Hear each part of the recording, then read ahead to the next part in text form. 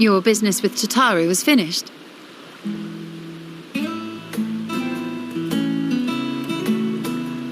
My, what a thoughtful surprise. Whatever would we do without her? Indeed. And she's right, you know. It hasn't been all doom and gloom. Feels like a lifetime ago that Master Louis Soir gathered us together to form the Circle of Knowing. Since then, we have experienced much. But rather than feeling wiser, the more I learn, the more I find my knowledge lacking. Forsooth. As a student, vainly did I believe that I held the secrets of creation in my grasp. Yet that which I had seized was but an insignificant sliver of what awaited in the wider world. Every encounter, every experience hath served to open mine eyes, enlightening and humbling me in equal measure.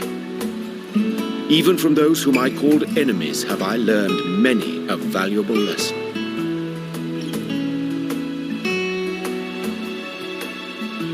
What will we learn at the edge of the universe, I wonder?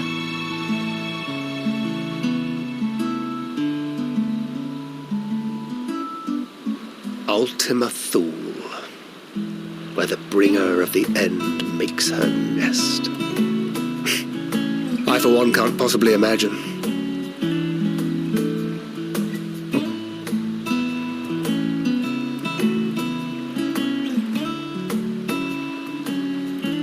But whatever awaits us there, we will survive. We must. For her.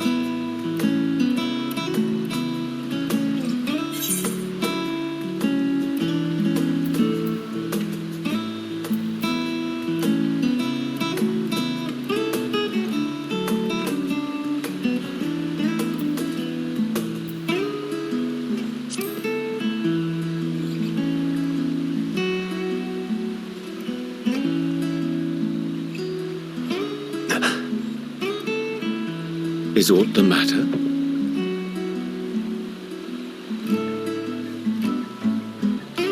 No, it's nothing. I just...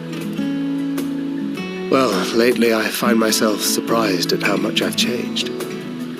How much we've all changed.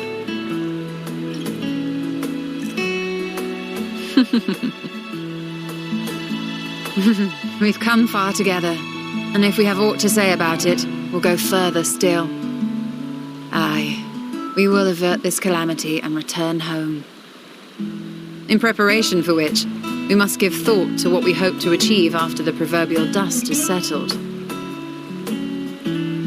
What with the primals and Asians all but dealt with, I suppose we'll need to look for new hobbies. In all seriousness, though, in uniting to overcome a common foe, the disparate peoples of the world have found a way forward together. It's a truly gratifying sight to see. Indeed. Though it was many years in the making, we have successfully set in motion the gears of fundamental change. With this, we have fulfilled our humble role as a symbol of hope. And I dare say it is time to bow out. After all, there is no shortage of hands to bear the torch in our stead.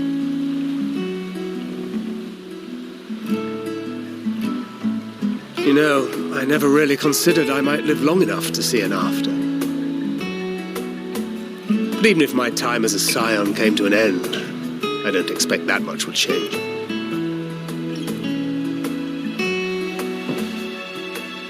Traveling the world, going wherever the wind blows, lending a hand to those in need.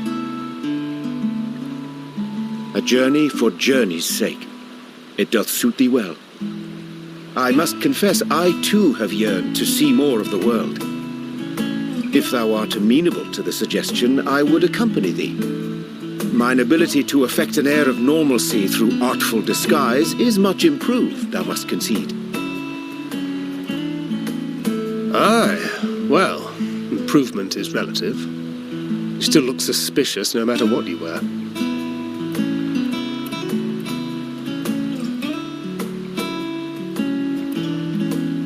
What of you, Ishtola? Any grand plans? Why, continue my quest for knowledge, naturally. To begin with, I wish to know the state of the reflections, to which end I must find a means to travel between worlds. 'Tis the least I must do if I am to keep my promise.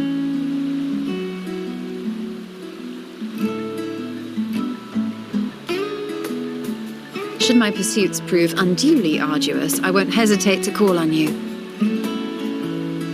And in return, I will take you to see Reen one day. I'm sure you cannot wait to see the fine young woman she has become. Spare me.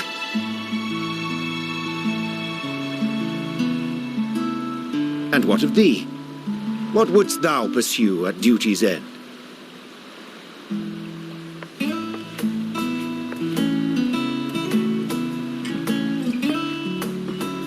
Here's yours. My apologies for the wait. Well, shall we make a toast?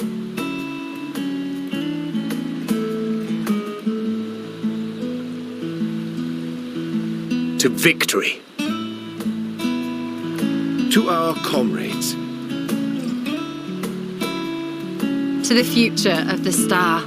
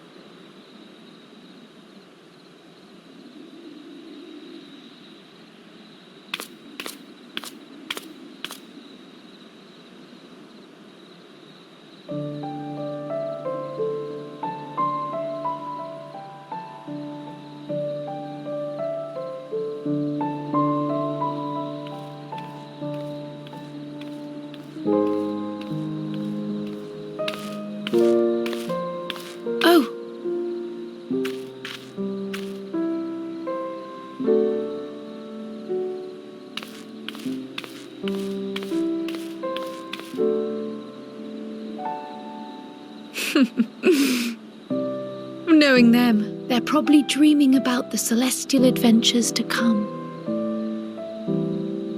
Just as well. They've been running themselves ragged of late. Unlike you and the others, I'm a few steps removed from the danger and excitement. The things you all get up to never fail to impress me.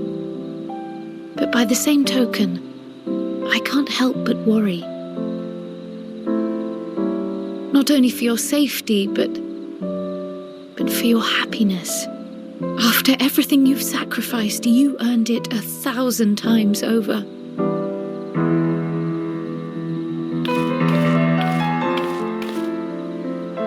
From the simple pleasures of tucking into a hearty meal or collapsing into a comfortable bed, to the grand triumphs of visiting legendary lands or finding true love, you deserve all the joy in the world. There is so much that life has to offer, so much to be treasured and shared with those we hold dear. So promise me this. Come what may, you won't give up on your own happiness. When you're out there fighting tooth and nail, it's all too easy to forget. But in the end, your passions will be your greatest strength of all. Remember that.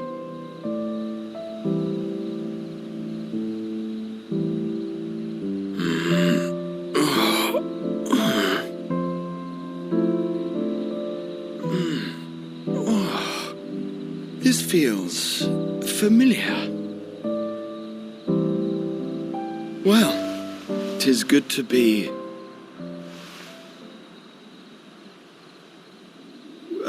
wait! What am I... Gods, don't tell me I fell asleep. Not that there's any shame in it, but you were sleeping like babies. Oh, how embarrassing.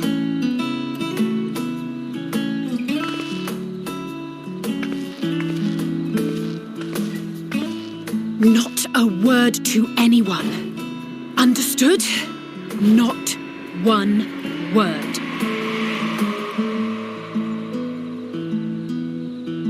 I'm told that sleeping in proper beds of your own choosing is a much more effective way to prepare for battle.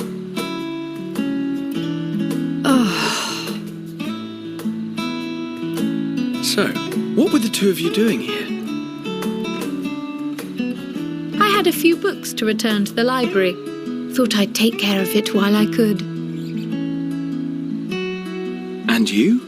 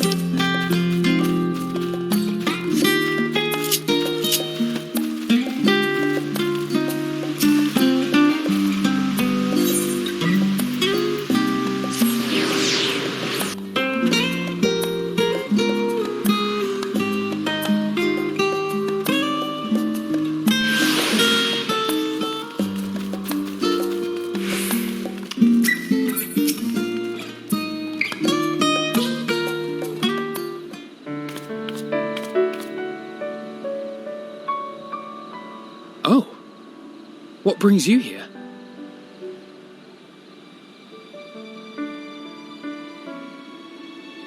Ah, so you were worried that the Levier household might again be gripped by turmoil.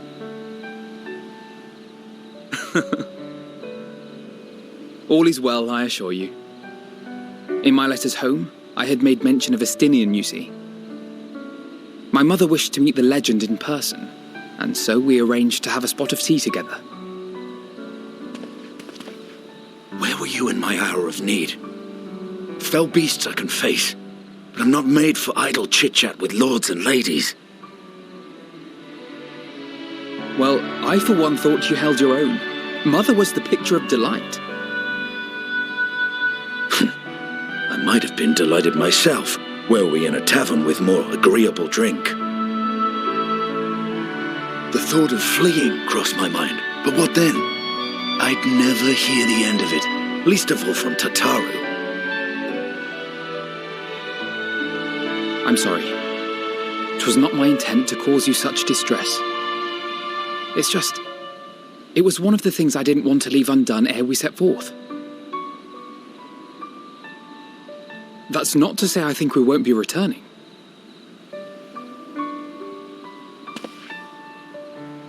Yet, given what lies ahead, I did not wish to leave for later that which I could do today. After all, tomorrow is never promised. It's fine. Not like I had better things to do. Besides, seeing you with your mother brought back fond memories of my own. Be we rich or poor, family is family.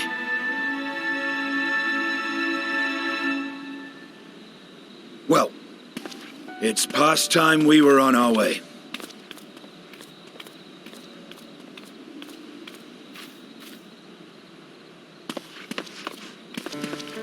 Wait!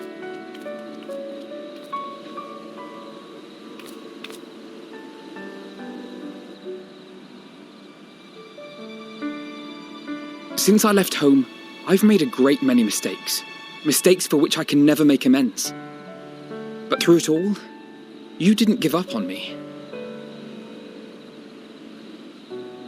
To have returned here with you at my side, it means more to me than you know.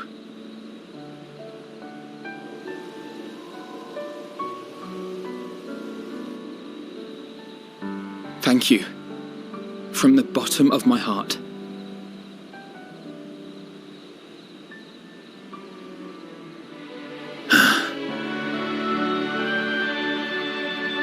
Forgive me, but it needed to be said.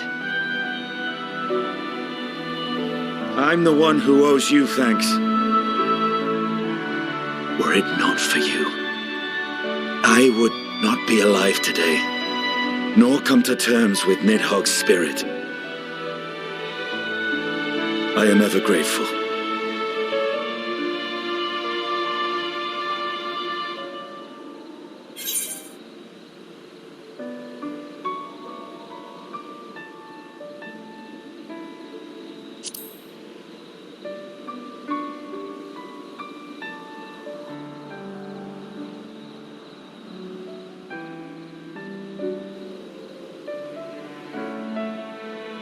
Well, we needn't make it a competition. You know, this must be what Heidelin meant when she spoke about depending on one another. However treacherous the road before us, together we will prevail.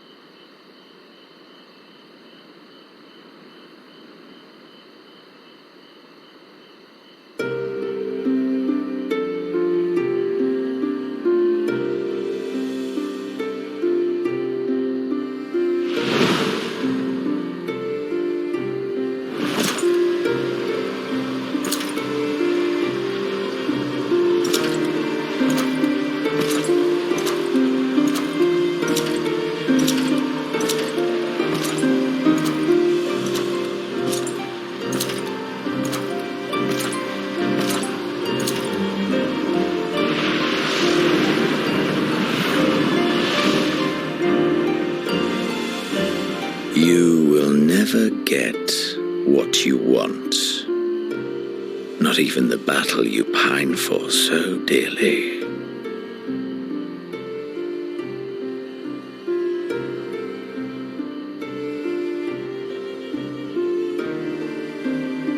In that transcendent moment, what was it that I sought in you?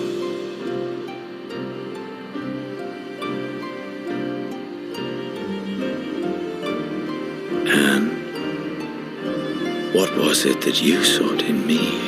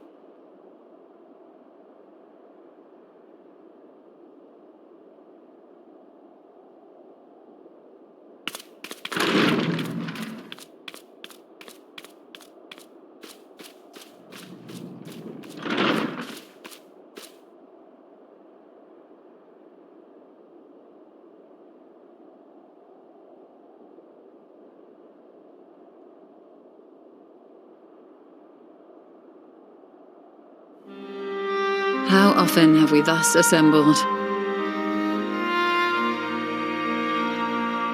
To combine our knowledge and seek solutions to the problems before us.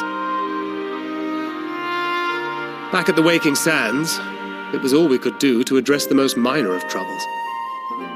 Who could have realized what we'd find when we began to look to the sources of the realm's woes? At the Rising Stones, we made great strides and shared many moments, from the joyous to the sorrowful.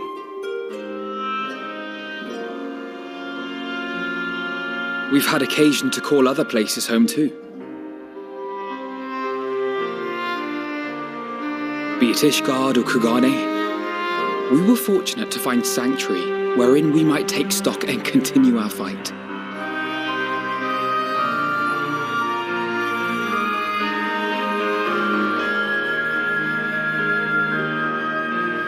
I was honored to host this company in the Crystarium, to stand with you all as we confronted the truth of the star itself.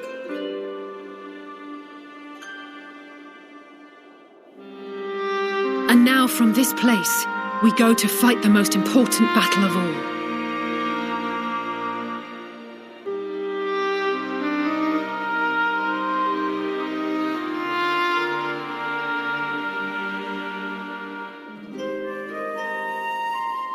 The Forum has sent word. The Ark is ready. The Loporrits naturally will be commanding the vessel.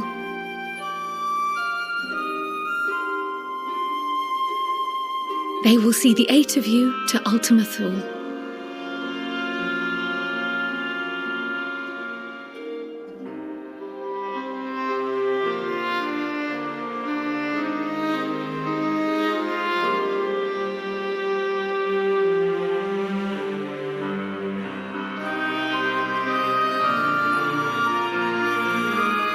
Upon arriving, your objective is to find and vanquish Meteon.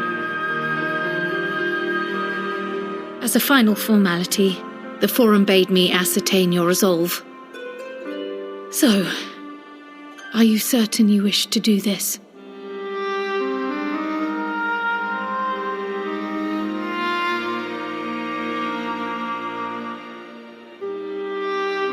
We are.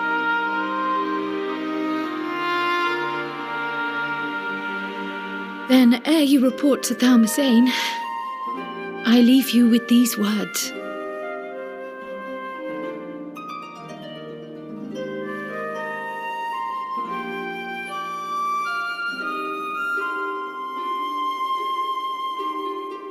You must triumph. What that means will differ for each of you.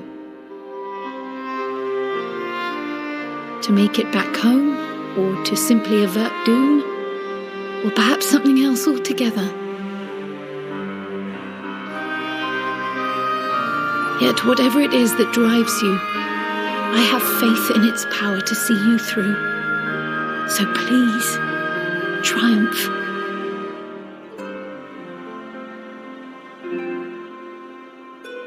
Triumph, as we who remain behind believe you will.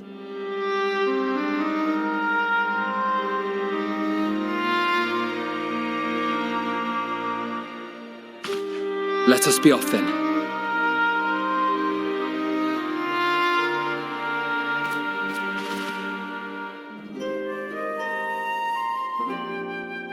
Wait!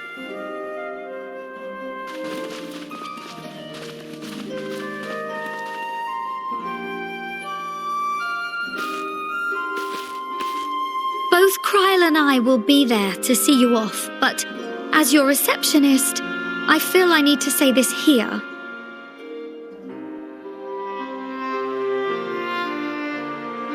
Safe journey, all of you, and be safe.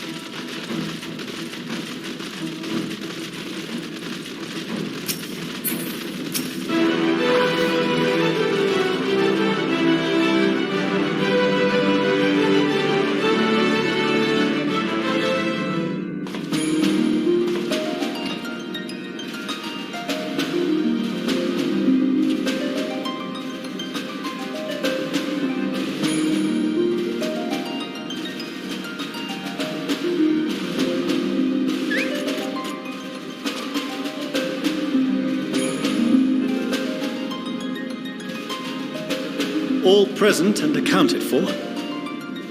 Good. As you will have heard, the Ark is ready. All that remains is to board and be on your way.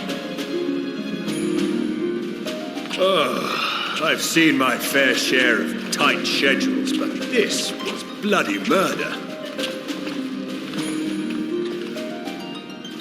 But we did it. We finished the ship.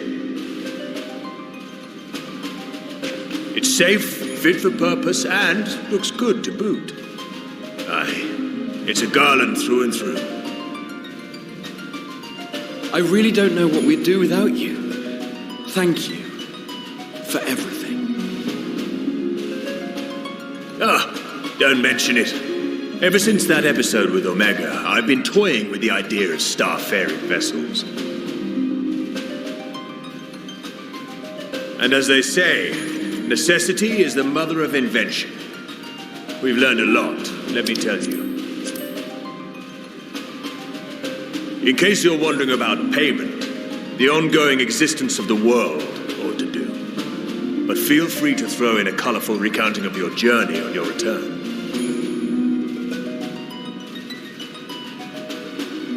So, have you thought of a name? A name? Wasn't everyone just calling it Father's teeny tiny toy boat? Well, seeing as its purpose has changed, I thought a more eloquent name was in order. I suggested as much to Fortuno, who seemed quite amenable to the idea.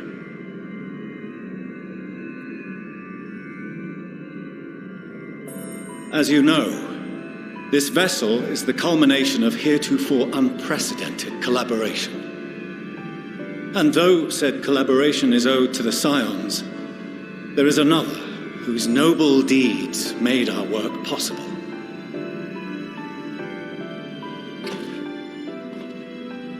From a fragment of Dalamud, we obtained not only advanced materials such as refined adamantite, but the knowledge to traverse the stars. And this fragment would not have found its way to us had the Archon Louisois not fought to protect this world, and in so doing, laid down his life. Now that the vessel stands complete, I cannot help but wonder if it was more than mere happenstance. If it was my father's intention to guide us here.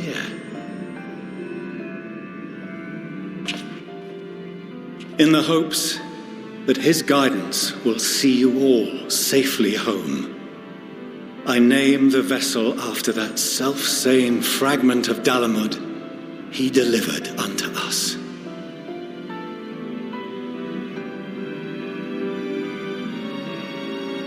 The starship Ragnarok.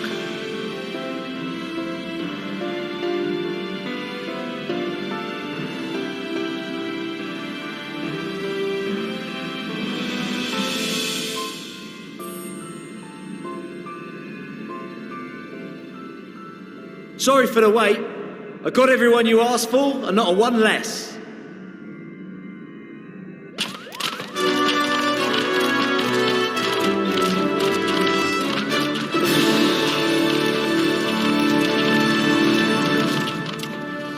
What are you all doing here? Oh, I invited them. The representatives of those tribes with religious inclinations. You've done a fine job of readying the Ragnarok, but for it to take flight, we'll of course need the power of the Mother Crystal. Given its immense size, however, transporting it would be an absolute logistical nightmare, not to mention we'd need to shatter it into tiny shards for feeding to the engines. But a brilliant idea came to me. We convert the crystal's energy into forms that can transport themselves!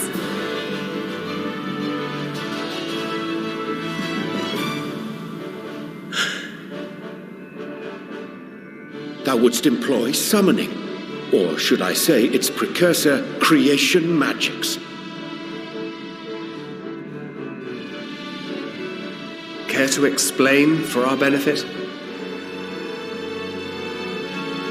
As you may have witnessed at Bestways Burrow, the Loperids are capable of creation magics, which they use to shape the moon's environment. Yet simple though they make it seem, 'tis a highly advanced and exacting art. To perform it correctly requireth that the wielder holdeth the object in his mind's eye in clearest detail. Hence the ancients' meticulous management of concepts. Drawing upon this art, the Ascians conceived of summoning as we know it. A derivative that replaceth the complexity of concepts with the simplicity of zealotry to make manifest a creation.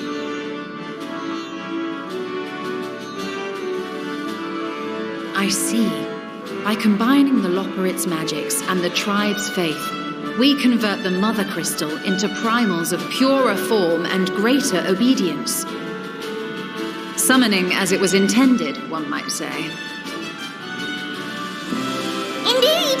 Indeed! While Heidelin gave us the ability to use creation magics, she forbade us from using it to make anything possessed of a soul, or similar. She didn't say anything about fulfilling the desires of others, though. So, borrowing our friend's faith, we'll create deities using the Mother Crystal's power and send them to the Ragnarok! Am I the only one here concerned about the risk of being turned into a tempered minion? Oh, right, I was getting to that. From what I've read in Sharlayan tomes, it appears the Ascians incorporated an additional nasty element into their summoning method. The fervent desire to assimilate others into one's belief. Beings thus created are instilled with the self-same desire and use their powers to enthrall people, starting with the summoner. In contrast, our creation magics, the original and the best, except no substitutes, don't incorporate any of that rubbish, so there's no risk of tempering. I mean, if the being was on the scale of Zodiac, you might feel a little tug, but I think we'll be safe enough.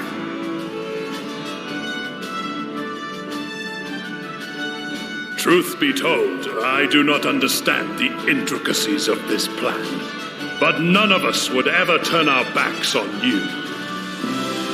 When the avatars of our faith ran amok, you intervened without decrying we who birthed them. Where others vilified and suppressed us, you offered understanding and friendship.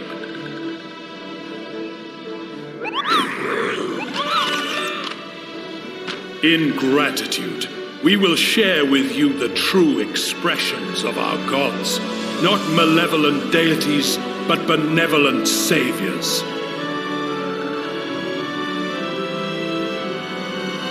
All right, you lot, we're heading to the ethereal sea. Stay in sight, else you're liable to get lost. Lead the way.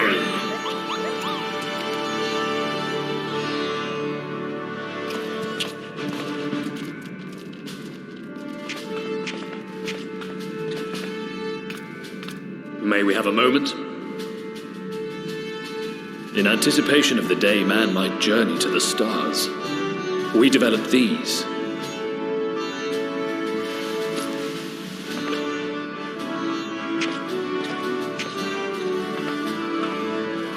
Portable teleportation devices, one for each of you, designed to work in tandem. Press the button on one, and in a matter of moments, all 8 will activate and send their owners back to the Ragnarok. There is no telling what hazards you may encounter. If you find yourself separated or lost, please do not hesitate to use them. Be safe, all of you, and come back.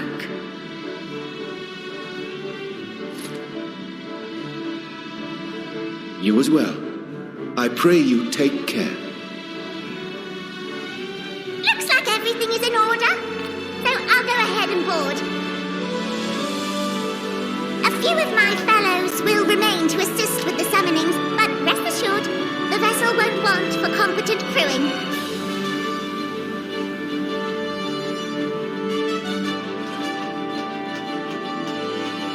If you are ready, then you should board as well. Go, and Godspeed.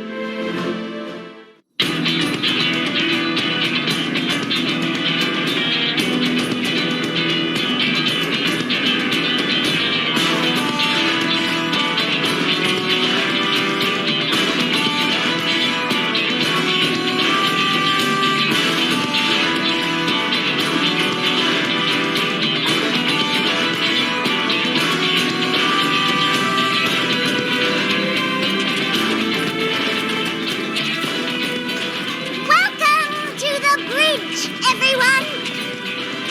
I hope you have everything, because I can't be bothered turning back.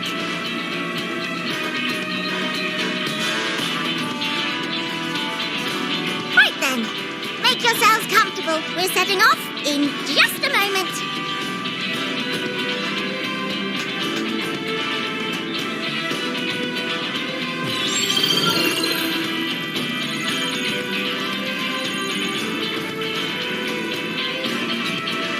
It's incredible.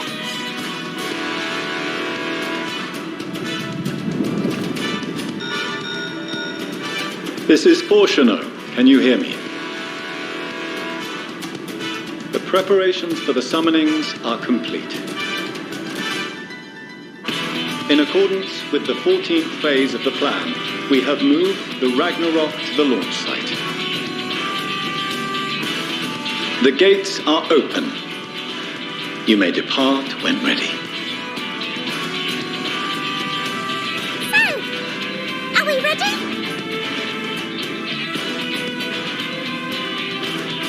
As ready as we'll ever be. Let's get going. Oh, come on. The burnt-out star's got more fire in its belly. Try it again, with feeling.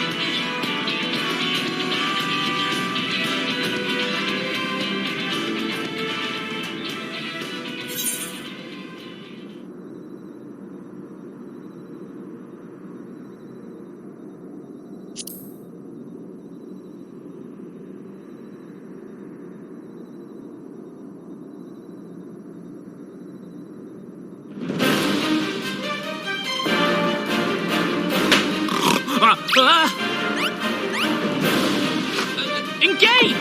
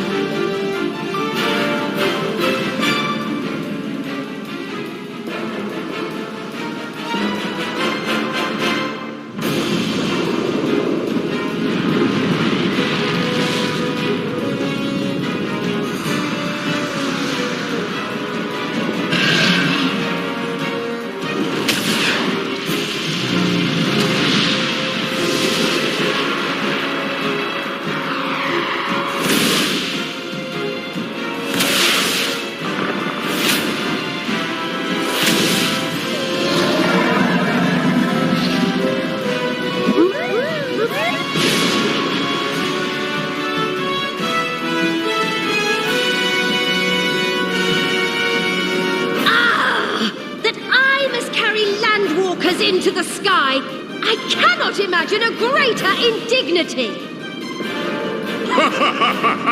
Do not sulk so, for thy mighty winds exist not only to buffet and batter. Nay, they may serve also to thrust forth with vigor. Such is thy glory, and thus it is an occasion to rejoice. So come, let us revel!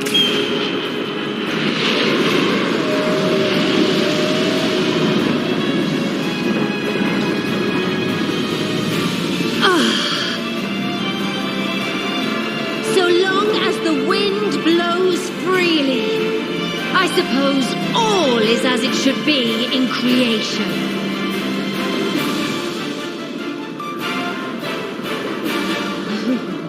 I will render Render unto them a storm, that they may pierce the firmament and fly free!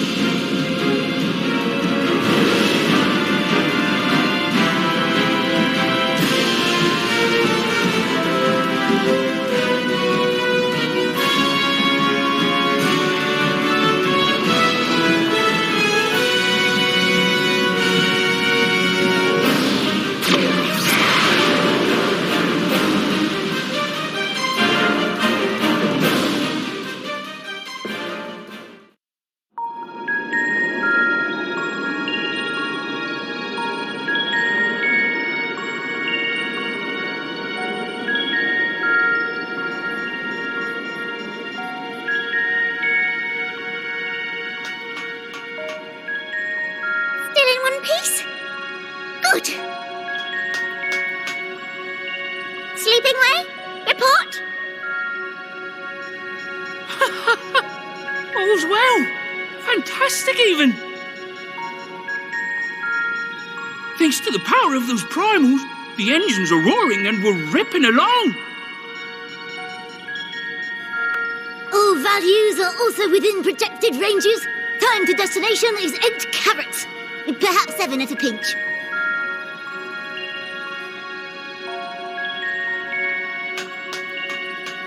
All right, let's go over some points of caution. Our destination, as you know, is Ultima Thule. Lest you wonder, the place is not a star so much as a patch of emptiness. That's the extent of what our equipment could determine, anyway.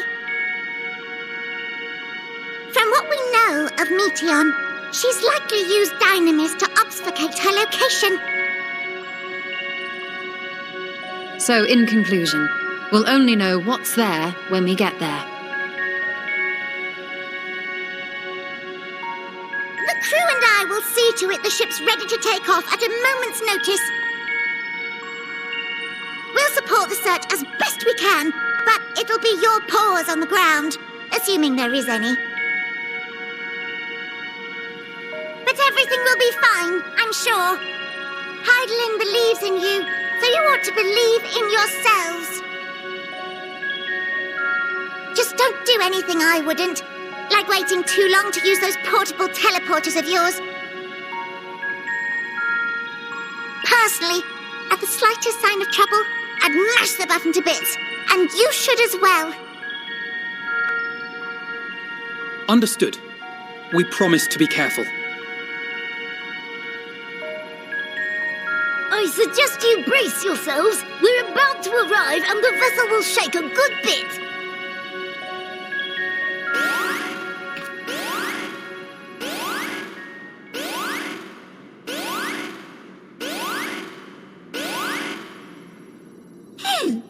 What is this? Something is interfering with the equipment.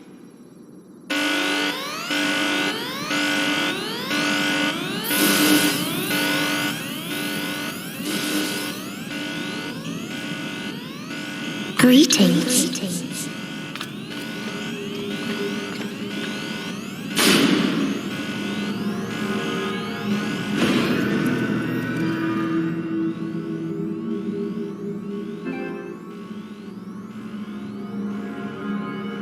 Greetings. Can you hear me?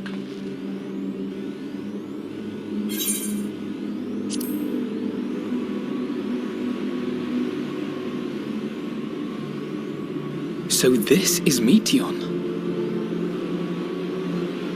Oh. Have you met one of my sisters? I don't remember meeting you myself. But I do know that you're from Atheris. Why have you come? All you had to do was wait. I would have delivered to you your ends.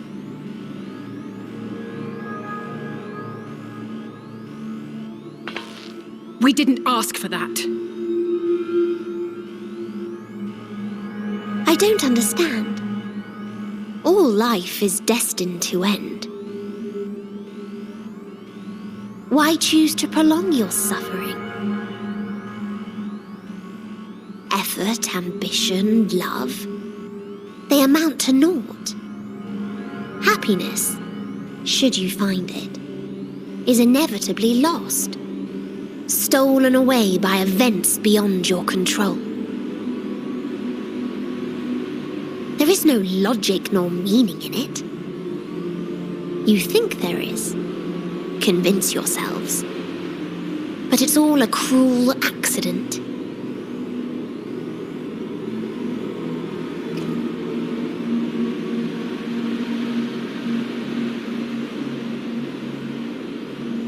Come now.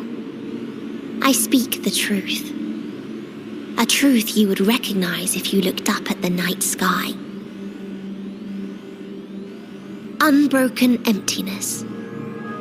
Cold, dark, and silent. Your world, like every other, is but a blemish upon its perfect fabric. Life is an anomaly. It is unnatural and cannot continue. The sooner you accept this, the easier it will be. Just to be clear, we're not here to argue with you. We know that life is fleeting, and that in the short time we have it, we're not assured happiness.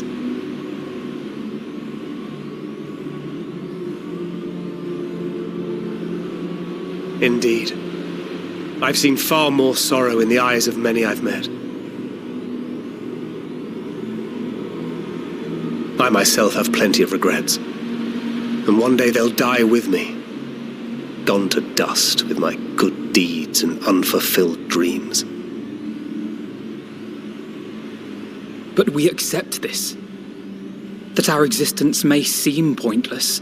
That sorrow, rage, and despair will always dog our heels. And we press on regardless. That is why Hydaelyn guided us here. In her boundless love for mankind, she has prepared us for this trial, and in her name we have come for you.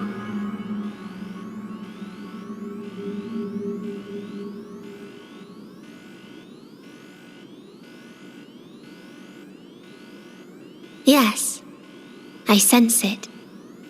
A burning passion like unto fury. I know it well. For the same passion once burned in many a star before yours.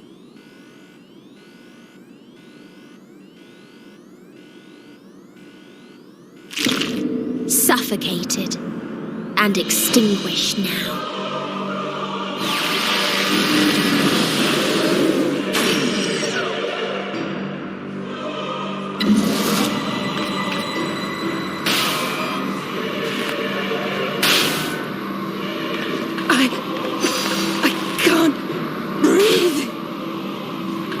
You approach the bounds of my ultimatum, where emotions dictate reality, where resignation and acceptance unite to embrace the end,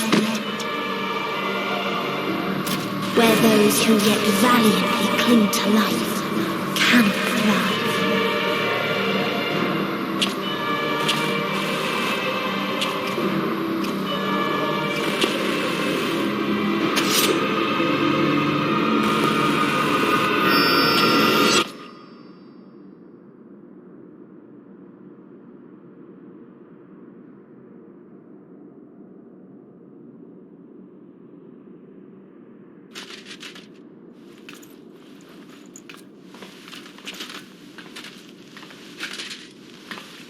By the Fury.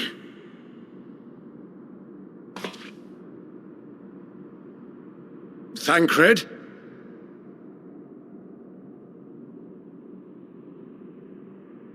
Meteon has gone as well. Mayhap he awakened first and gave chase. Everyone? It appears we are at our destination. This is Ultima Thule.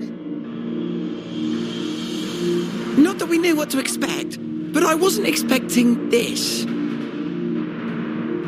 From atmospheric composition to ambient temperatures, all reading to within permissible range. This place is capable of supporting life.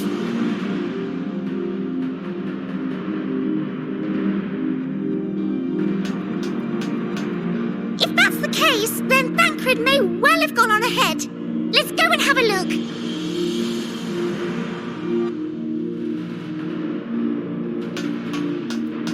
Meanwhile, I want the rest of you to perform a full inspection of the ship, as well as a biological scan.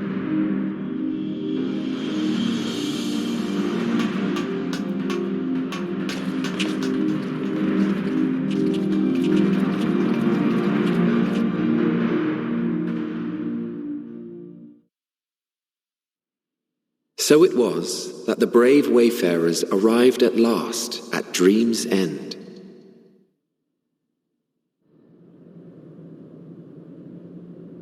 In following their path walked and history written, I am made keenly aware of one truth. Though the curtains may fall again and again, so long as others take the stage, ever shall there be more tales to tell.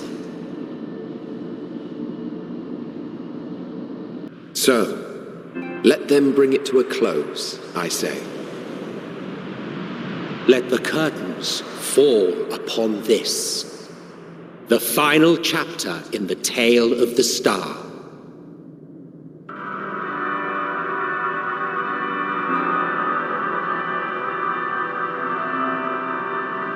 Is this a dead star?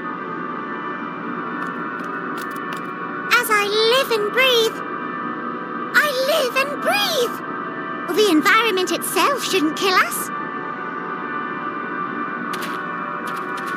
Well then, let us search for Thancred while exploring the area. The ship we leave in your care.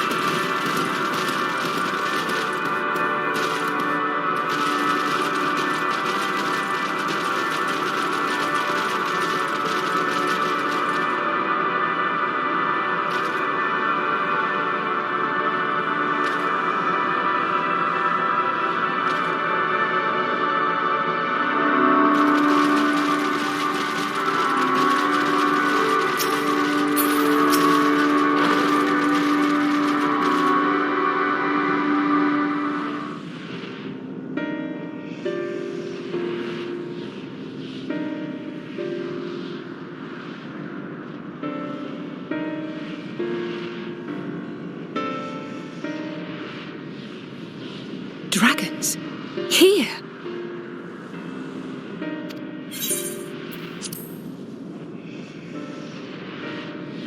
What you see is a memory of a world that once was. A world suffering a slow death, whose denizens cried out for the release of oblivion. What? Their world is dead? It is. Not a single life remains upon that husk floating in the vast emptiness. These creatures are shadow and shade, perpetuated only to suffuse dynamis with their unending lamentations.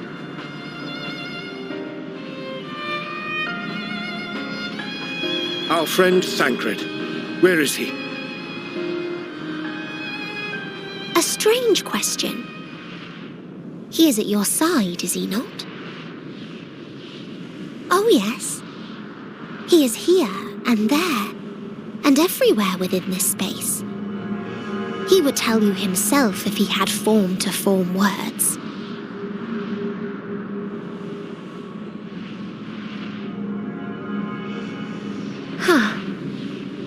Such loathing and uncertainty.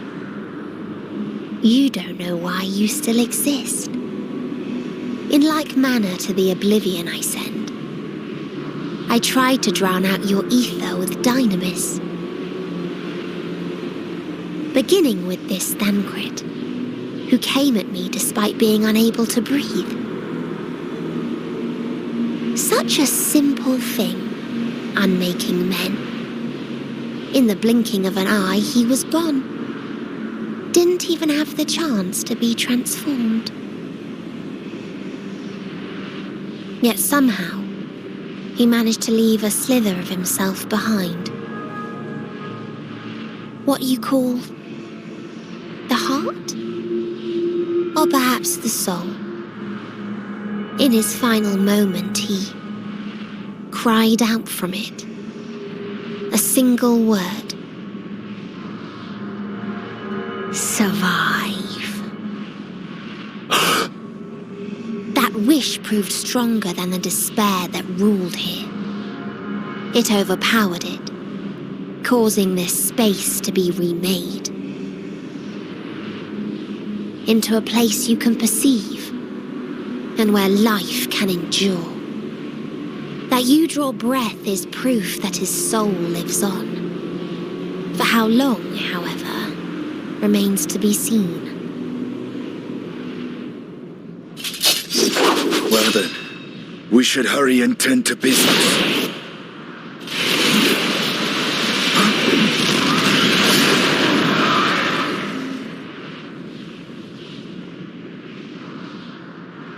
It's futile. You will never reach the true me. I told you, emotions dictate reality in this space. Such changes as you might work will not alter its nature.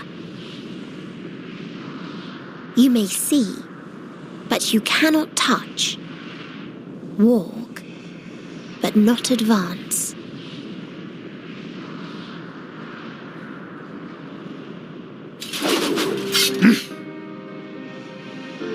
Meteon holds too much sway here. How do we contend with a foe who can unmake us on a whim?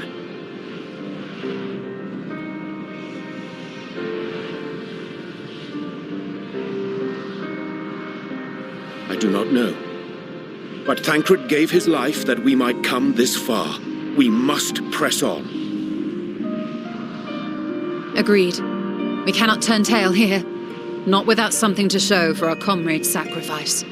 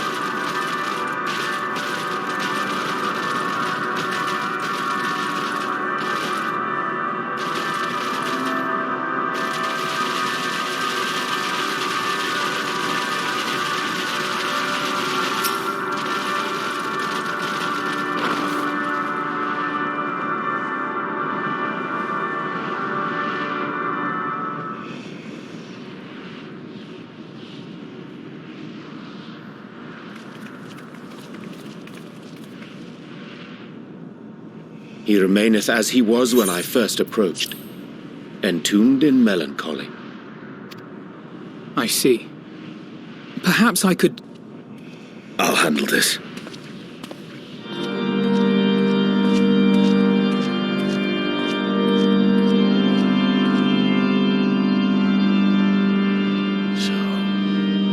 Waiting to die like all the others, are you?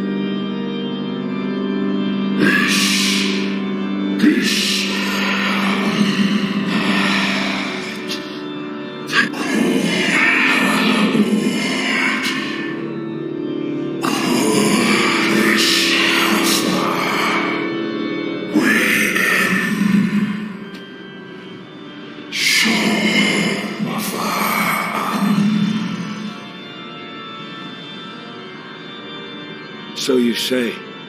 Yet your kind has found a new beginning on our star. One of you braved the expanse, bearing with him a clutch of eggs. They and their children now rule our skies, their song heard by all.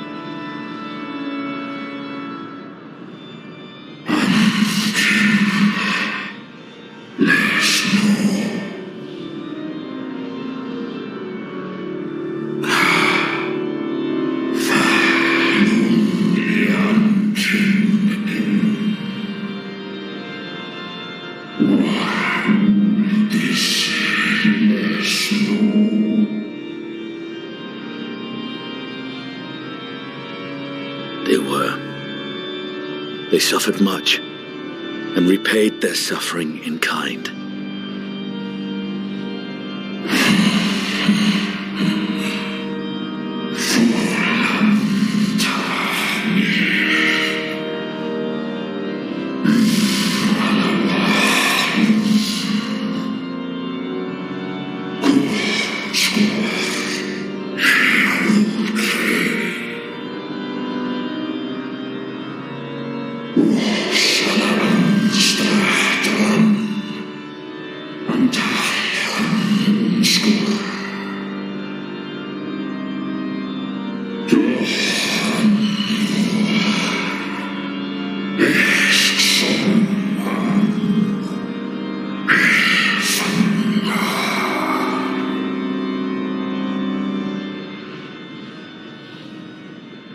Had your brethren made the selfsame choice, my family might still be alive. Yet lasting peace does not come to those who simply retreat from conflict. No, you must be willing to confront it, to stare into the face of your foe and see yourself in him. Only then can you break the cycle of torment and tragedy. This lesson, a dear friend taught me at the risk of his life. There is no nobility in your penance. You wallow in self-pity. And after everything we've endured, we will not let you stop us.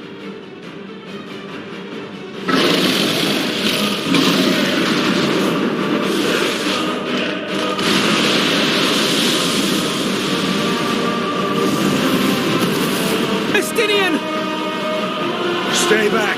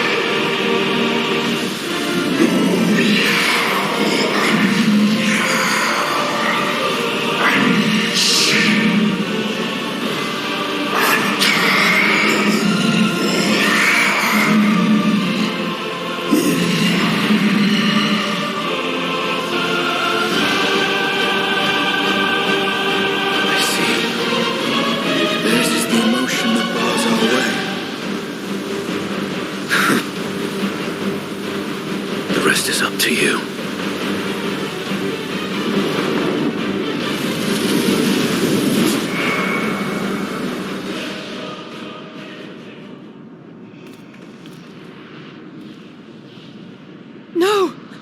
Not Estinian too!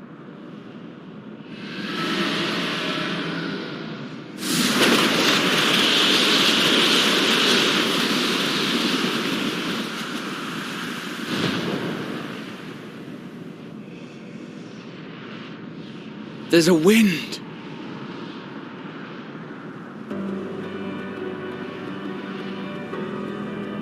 He's opened the way for us. Sacrificed himself to remake this place, like Thancred did.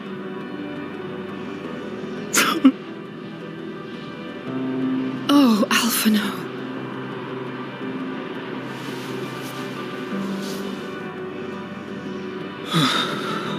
Come, let us follow the wind. It will not lead us astray. He would not.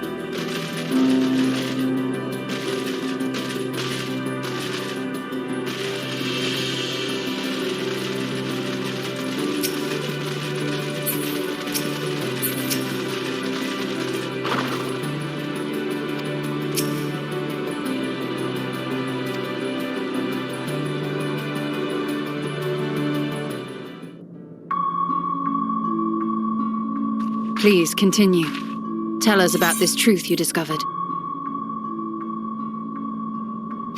Very well. Bear in mind, however, that the purpose of this conversation is not to impart scholarly knowledge, for such requires that you comprehend the subject matter, which you will not. We will forego the intricacies of our scientific methodology and deal only with the conclusion, the end of our society and our world. We acknowledge, with regret, that your star is in the midst of the same panic-induced cataclysm that befell Deneb III. As such, in order to avoid causing undue distress, we will refrain from explicitly stating how much time you have remaining. You are entirely too kind. I pray you recount your tale as you see fit.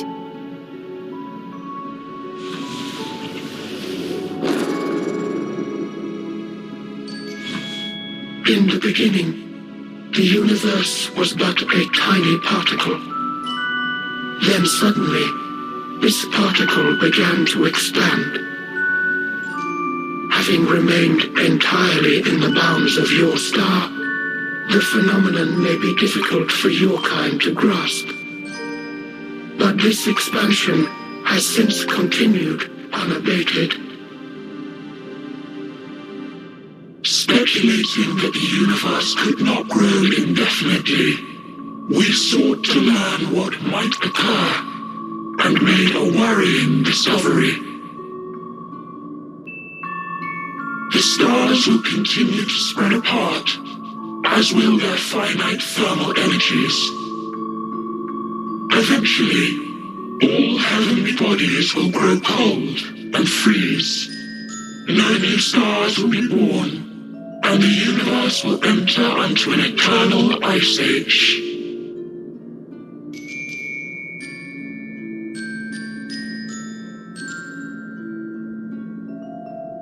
In hopes of proving that this determination was erroneous, we scrutinized our research from all angles, even as we sought to avert the everlasting winter.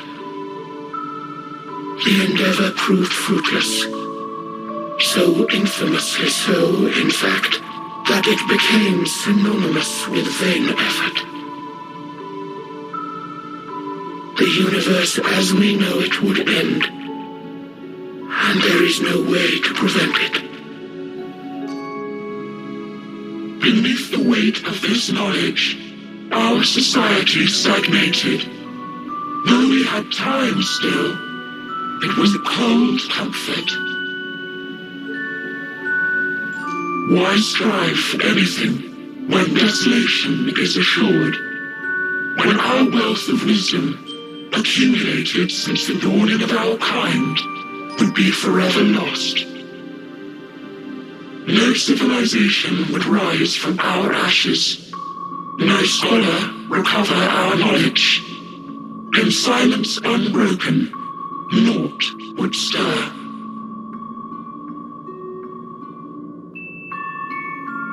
Intellect was once our pride.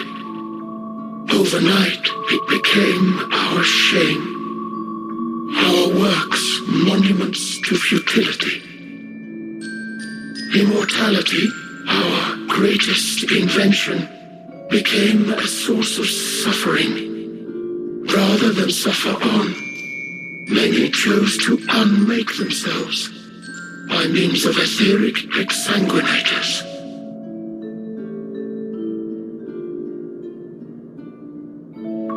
Etched upon these stones are the testaments of such souls, though many left no words at all, thinking it a pointless gesture. Once we have obtained vessels of flesh, we likewise intend to vanish. If you understand this, understand aught of our tale, you will abandon your quest for knowledge. Ignorance truly is bliss.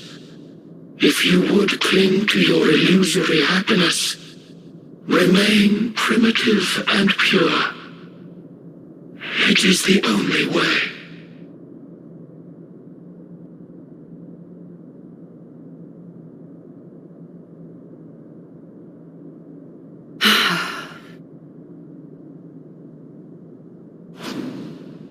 So that's your story.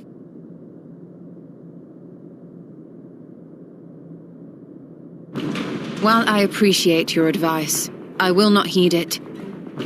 Convinced though you may be of this truth, it is yours and not mine. Indeed, truth, I have ever believed, is in the eye of the beholder. Are you suggesting that we have reached a faulty conclusion? That our science failed us? Hardly. As you yourself said, the subject matter is beyond my comprehension. And that, I accept, is true. I do not possess the knowledge to prove or disprove your conclusion. In my mortal years, I doubt I could even approach the wisdom of the air. But of one thing am I absolutely certain. I would not be happier in ignorance. Ishtola, no! You mustn't!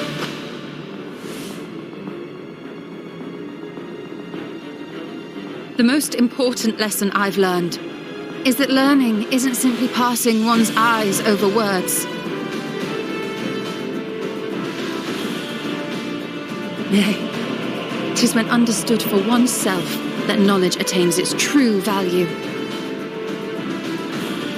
This is what has sustained me, driven me onward in joy and wonder, in anger and sorrow.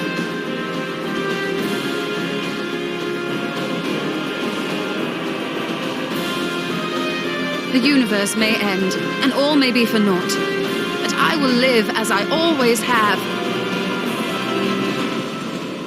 I will always seek out new knowledge, and no conclusion of yours, no matter how grim, can dampen my desire.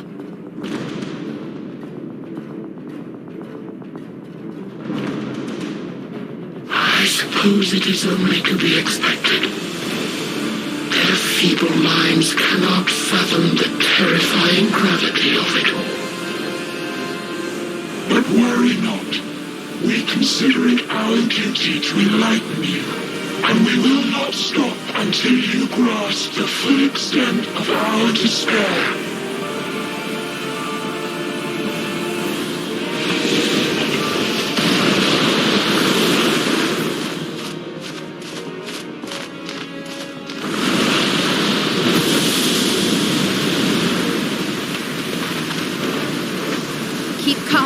Listen well.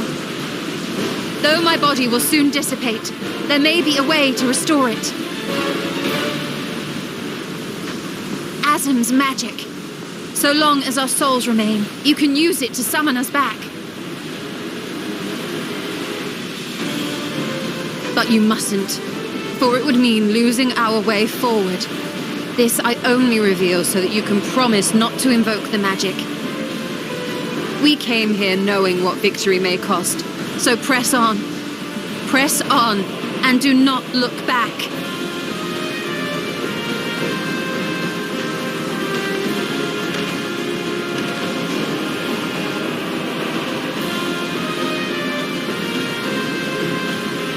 I shall join thee. As subterfuge is not required, thou shalt not suffer for mine absence. Urianger.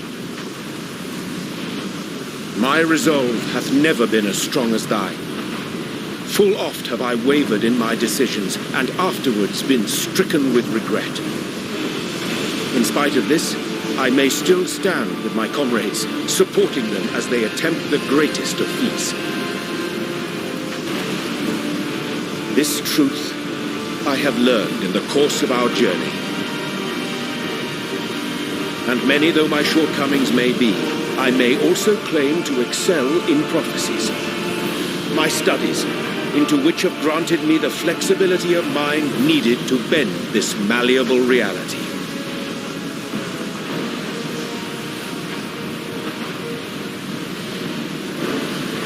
Thus shall I hope that thou mayest have the strength to resist, and our comrades the strength to continue.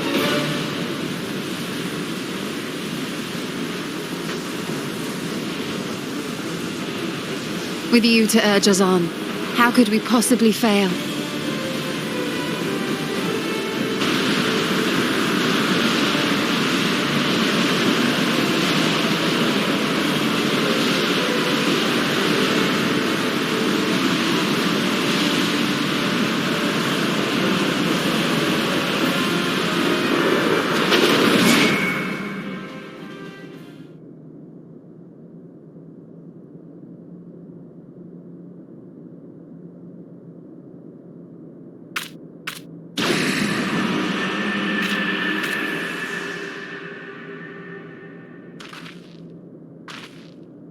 What's this? An extinguished civilization? Rekindled?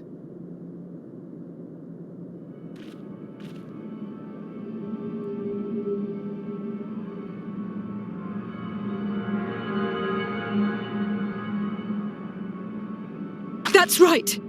Our quest doesn't end here. We'll press on, and we will find you.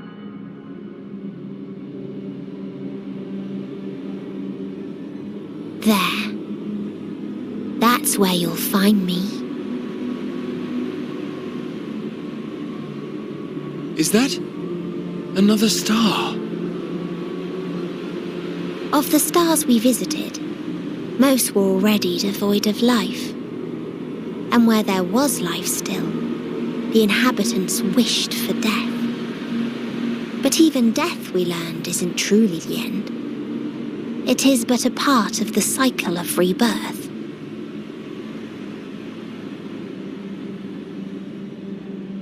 Souls return to the star, or in its absence, a larger flow.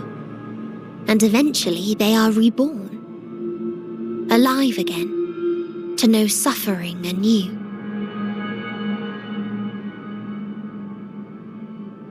True salvation lies not in dying. It lies in not being born. This is the gift I would give to you, to all life on beautiful Etheris. To that end, we created an egg wherein life cannot quicken. That dead sun. Attain it if you can, before your friends' emotions fade away, along with their protection.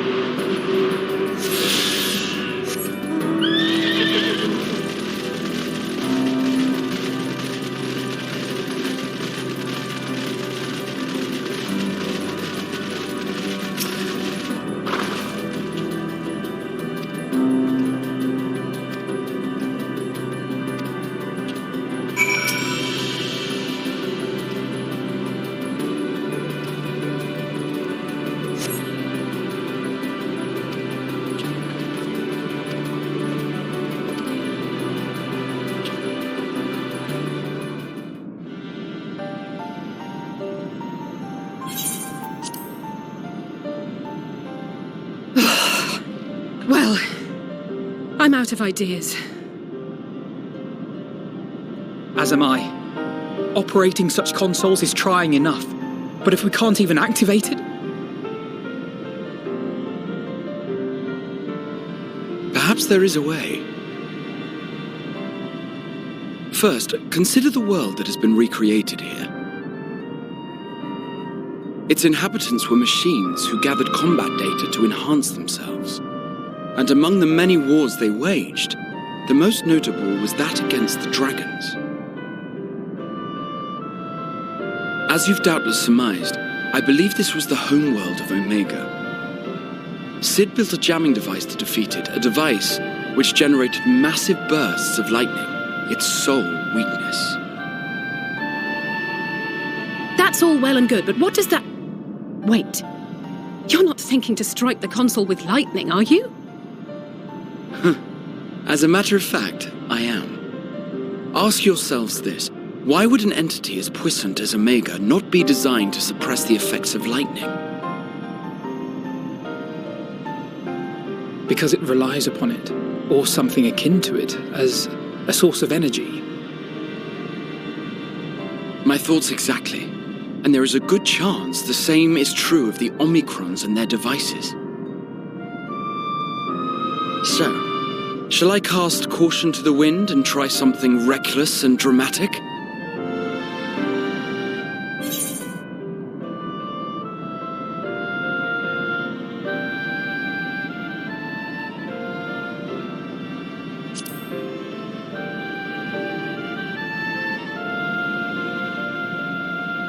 Very well. Here I go.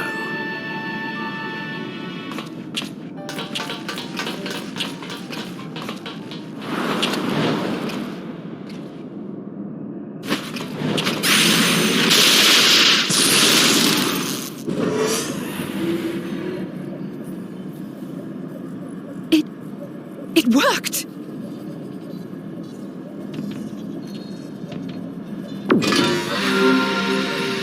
Open information to communications module 1. Connection established. Transmission. Strategic matrix signal 1 now online. As a primary strategic matrix, you may address me as Sir. Checking for new communications. None found.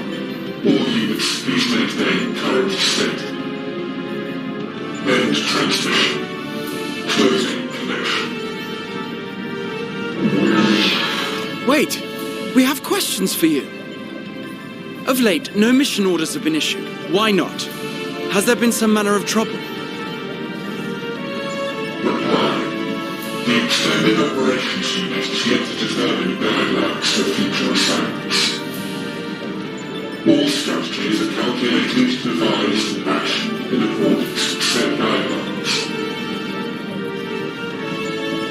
In the interim, all citizens are directed to maintain a state of combat readiness.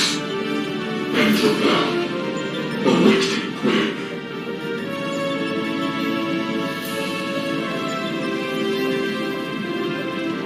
Can you tell us why the Extended Operations Unit hasn't yet determined the guidelines? Unable to comply. Information unavailable or access restricted. In that case, is it possible for us to communicate directly with the unit? Access denied. Unable to establish connection. Is there anything you can tell us? Have there been any abnormalities, like a threat to the star or widespread unrest? Reply. Negative. All citizens continue to operate at maximum efficiency. If your operations are suboptimal, please proceed to a maintenance facility for evaluation. Otherwise, stand by at your designated post. End reply. End transmission. Closing connection.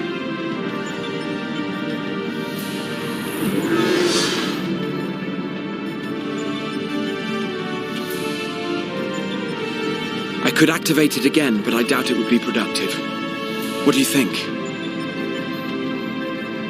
If all the Omicrons really were running as efficiently as it claimed, then I doubt they were hoping for life here to end. As this Sir told us, there just haven't been any new instructions, and everyone is standing by.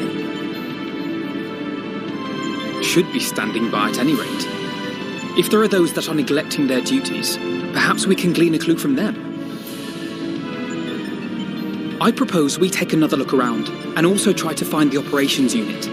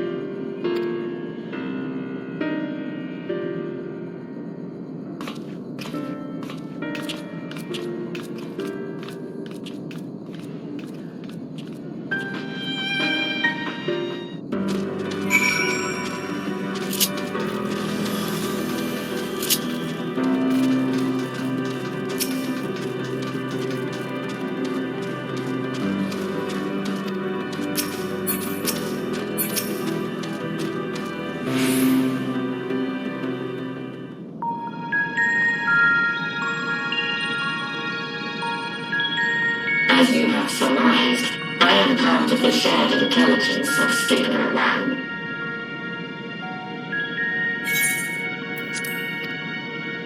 It is, was, my charge to determine the optimal path to achieving our prime function.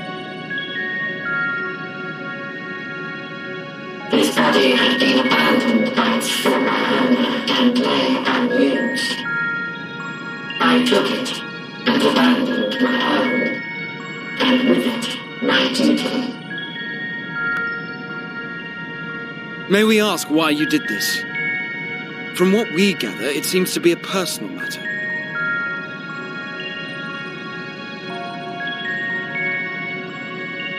Our kind did not always look as we do now. Long ago, we possessed frail and feeble bodies. Beleaguered by stronger races, our ancestors took to augmenting their flesh in order to defend themselves. What began with limited parts eventually spread to the whole body, and at last, a means was discovered to convert the mind into data, rendering even the brain obsolete. Such complete mechanical beings were called the Omicrons, and by their might, we came to reign supreme over the star.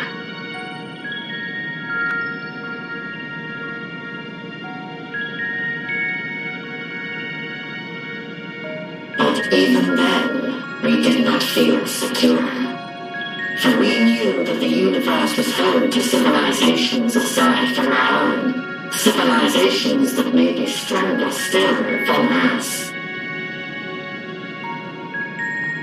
Rather than risk becoming subjugated, we chose to become the subjugator. We began our conquest of the stars, that we might acquire the resources and knowledge we needed to reign supreme. We were successful in that endeavor. So powerful did we become, we could lay low even the mighty dragons. But then something unexpected happened. I began experiencing an error. I could no longer determine an optimal path. You were malfunctioning. I performed numerous full system scans, each time finding no issues. Yet the error persisted. It was then that I speculated. What could happen if we grew so powerful as to have no equal?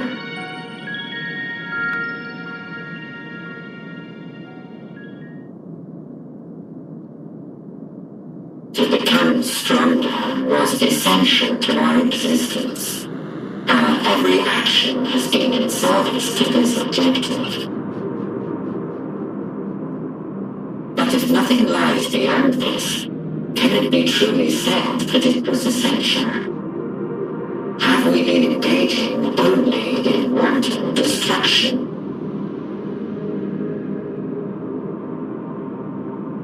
You could find no threat to justify your purpose. The Omicrons will never leave this star. They will stand by until their reserves of energy is spent. For I have no path to offer them.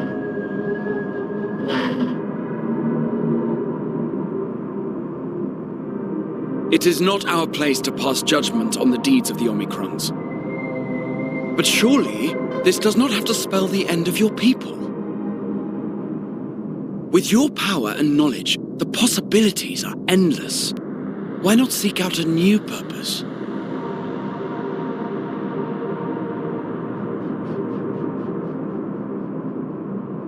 That is impossible.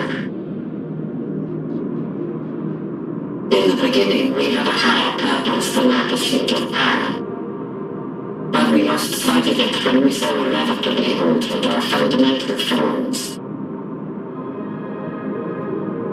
When we cast aside our flesh, so too did we cast aside all that defined us. Nothing remains of who we once were. I have no aspirations. No longer can I dream. The vital spark is lost. Lost amidst circuitry and code and commands.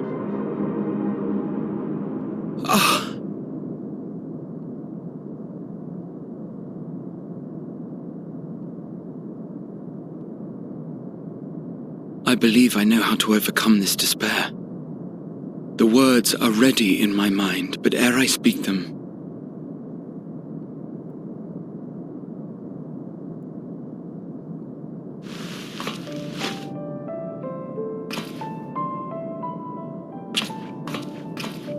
I want you to make me a promise.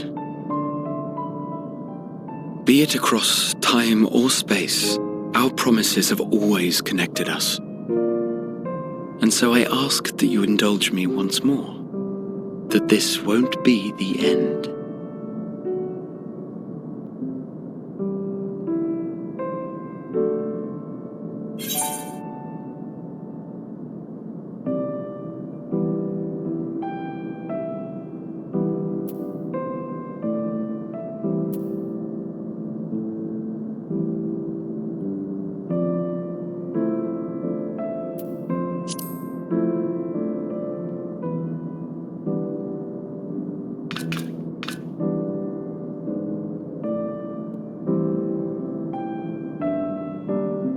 Forcing you through this again is the last thing I want, and I'm sorry. But we've never broken a promise to each other.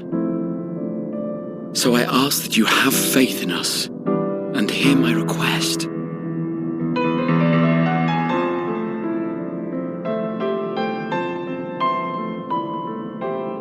First, I want to visit Ishgard with you, properly.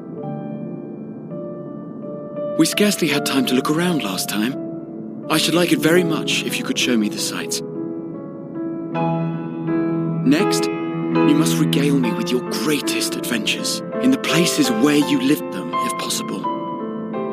I may have read about all your deeds, but there is no substitute for a first-hand account. And last but not least, a new adventure together, unlike any we've experienced before. We'll travel the lands, cross the seas, and take to the skies upon the eternal wind, and it will be marvelous. It will.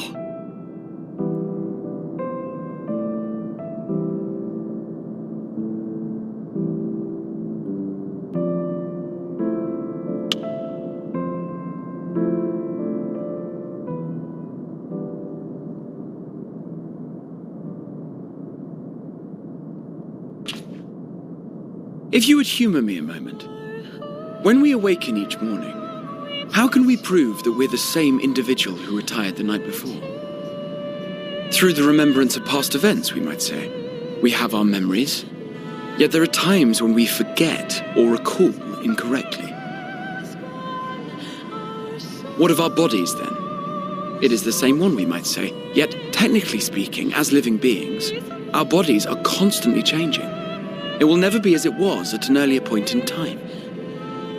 Our souls are no more immutable. On our star, people are known to inherit the souls of others, yet they are decidedly different beings. For my part, I've subjected my totality to much and more. I've made my body into an extension of a tower, blended my soul and memories with those of another self. And each time I would ask myself, what is it that makes me, me? Are you able to determine an answer?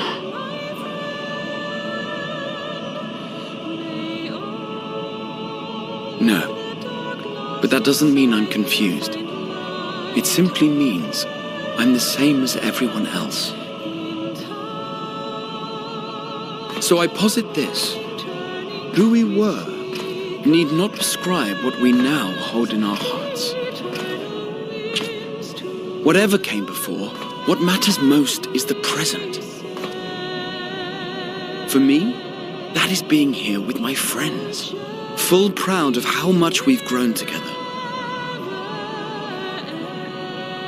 So I urge you to not give up. Heed your heart's desire and hope that the future you long for shall be realized. I cannot. We cannot. We cannot understand desire, nor comprehend hope. We do not know how to create such things. We are not unlike, you and I. I too have struggled to find the courage to express and embrace my wants. If you like, I will tell you a tale. A tale of a world on the brink, of a people who never gave up on the future. Of a man who realized his grandest dreams and then awakened to a grander reality.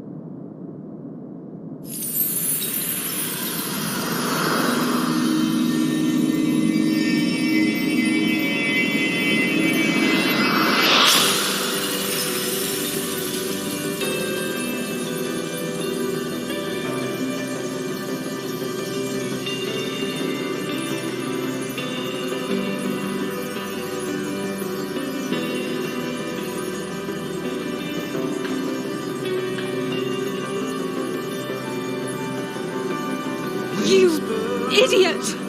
Just once, stay with us to the end.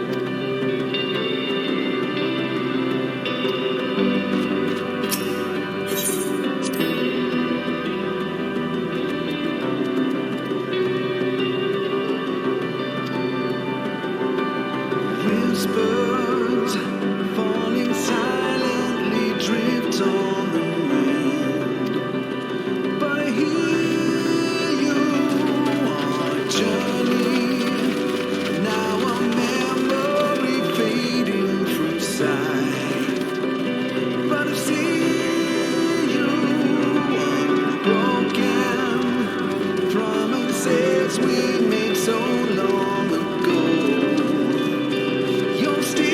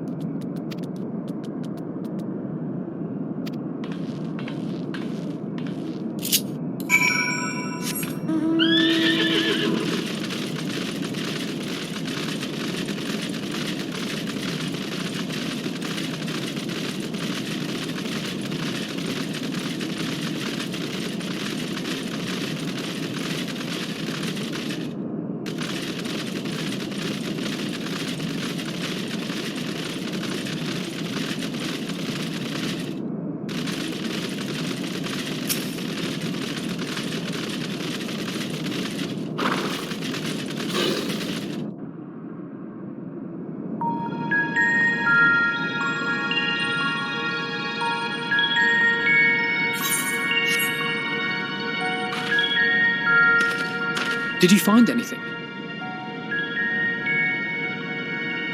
No. This place is completely deserted. And I can't see how we're supposed to move on from here. Neither can I. It's quite the quandary.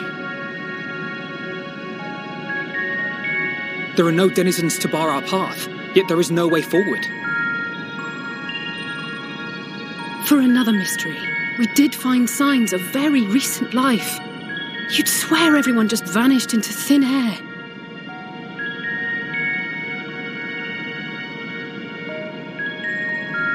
I wonder how many ruined worlds like this has Meteion seen.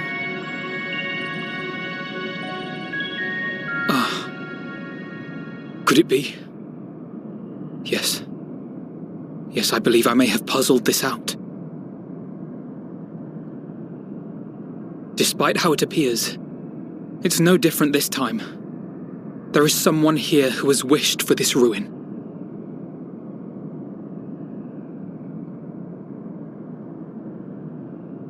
And I believe that together, Alisaie and I can overcome their will.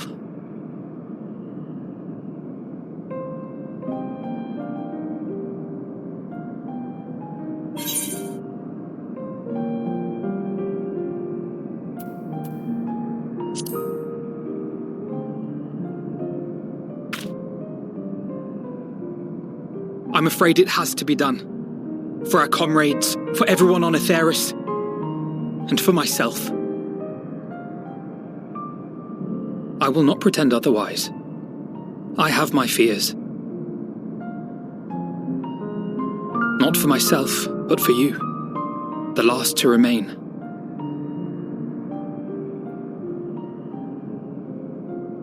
You are no stranger to carrying the burden of others. But I can only imagine how heavy the weight would be this time.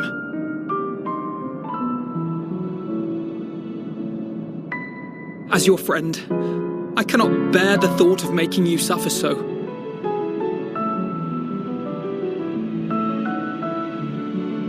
Then why suggest such a thing? It's too much to ask of anyone, even him. Why must he be the one? Why must he fight alone? More than a hero, he's a dear friend. Not only to us, but to so many others. There are so many people in the world who care for you, and yet...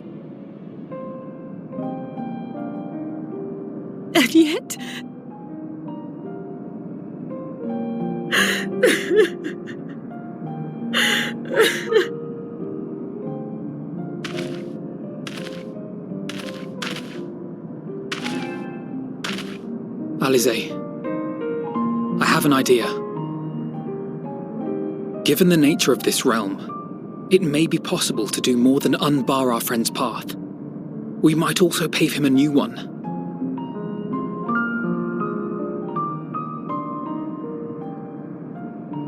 For instance, a path where he finds happiness at journey's end.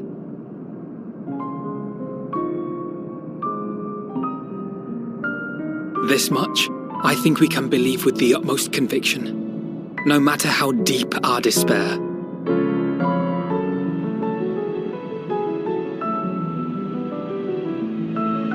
So please, believe in us too, and press on.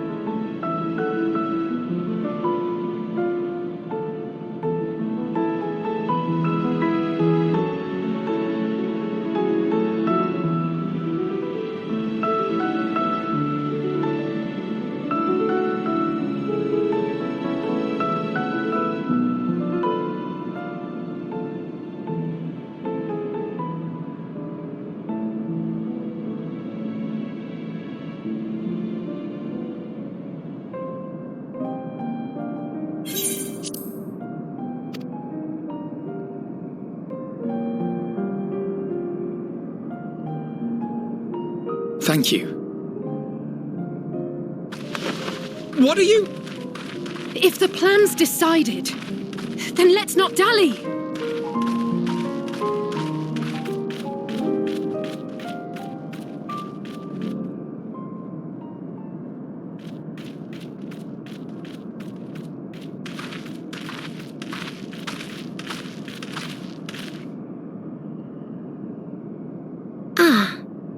There you are.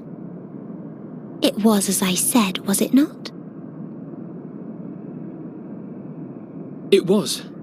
We couldn't find anyone. But this place isn't entirely deserted, is it? You are here.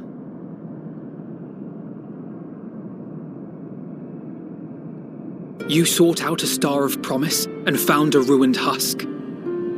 Like us, you explored the devastation. Like us, you were stricken. Horrified by the thought that so many lives could be snuffed out as if they were worth nothing.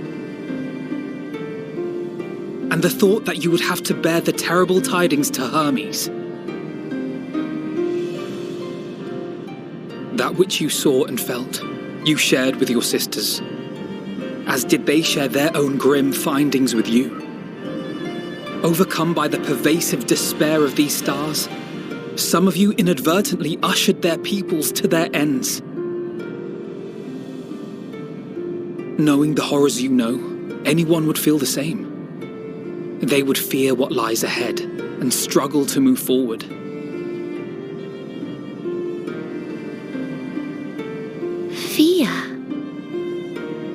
had forgotten that such a thing existed. So focused have I been on shepherding despair. If you can remember, then you can still face and overcome your own fear.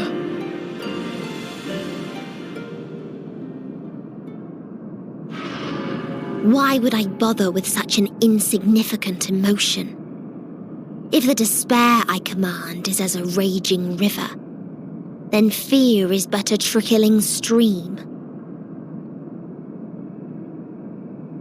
It can do nothing to alter my flow. You spoke with the Aya, yes?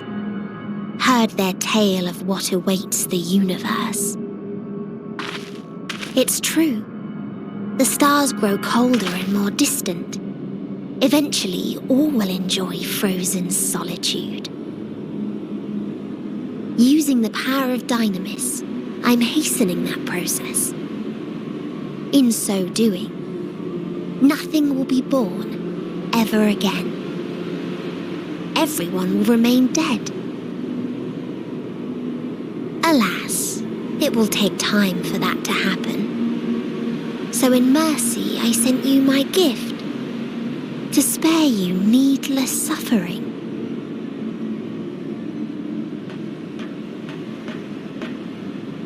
Don't worry. Even if no living witnesses remain to mark the event, I'll make certain that Aetheris has a proper end.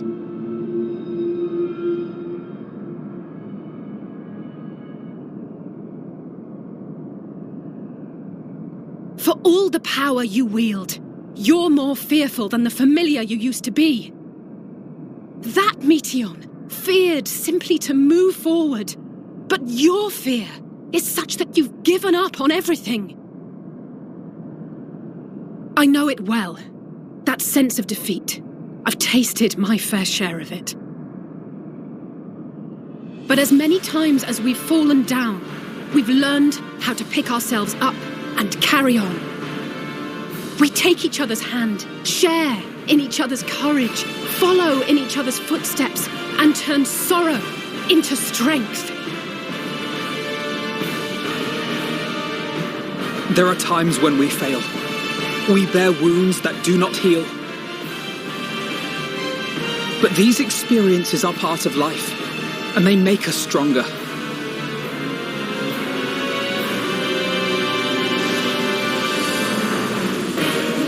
We rise, fall, and rise again.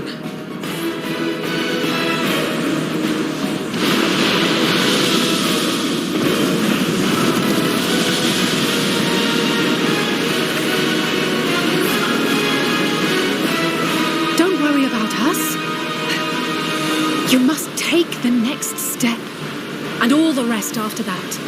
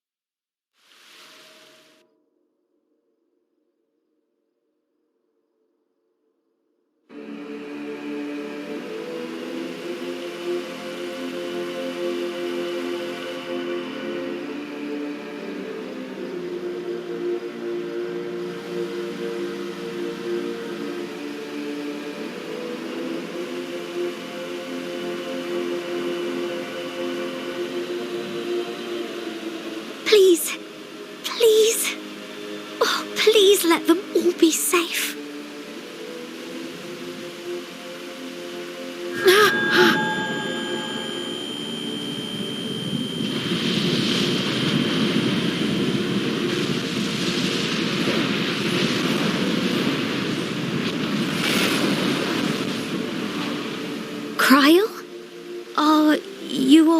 right?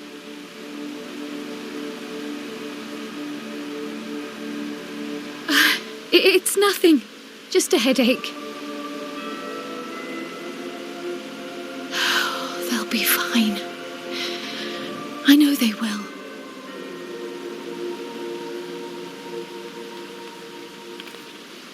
Apologies for the interruption. A man arrived on the last ferry, an associate of the Scions. He wishes to speak with you at once.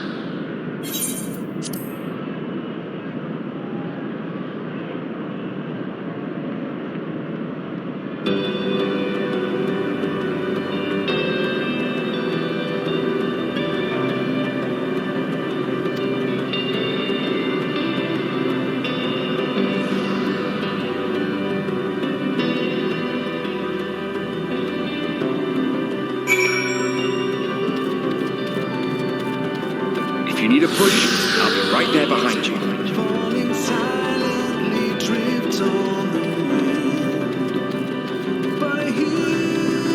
Do not despair. You are not without allies.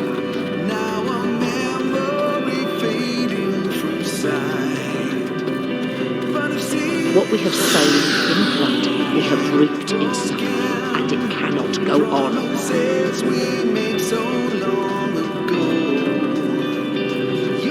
Upon the souls of they who have sacrificed themselves to pave the way for peace, we will never abandon our cause. While it is true that man succumbs all too often to anger and avarice, he may yet overcome his baser instincts through the forming of bonds with others. Such victories are rarely won without sacrifice, but the prize is worth the price.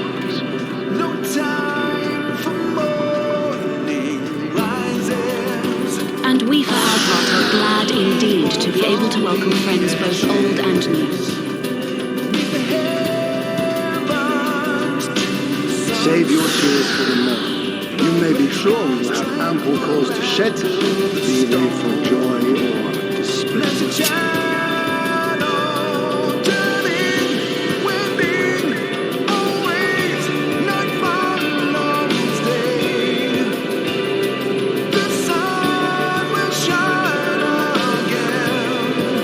Tragedy and sacrifice, we rise to greet a new dawn.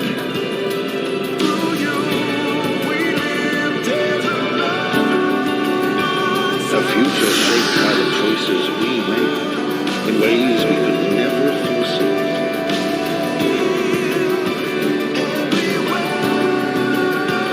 Yet miracles do happen, so let us pray and will our friends home.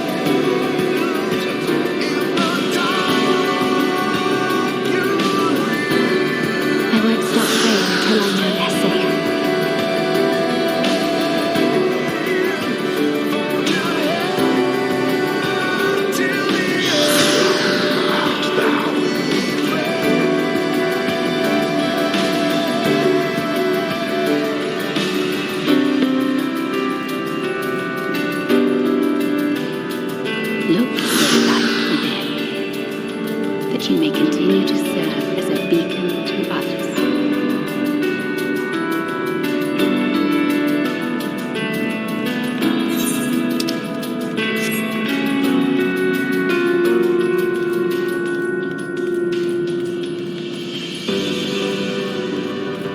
Let's finish this.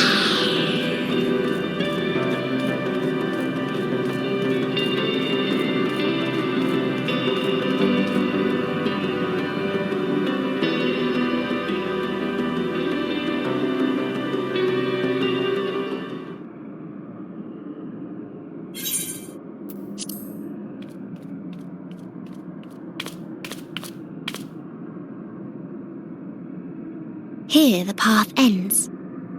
There is no way to reach our nest.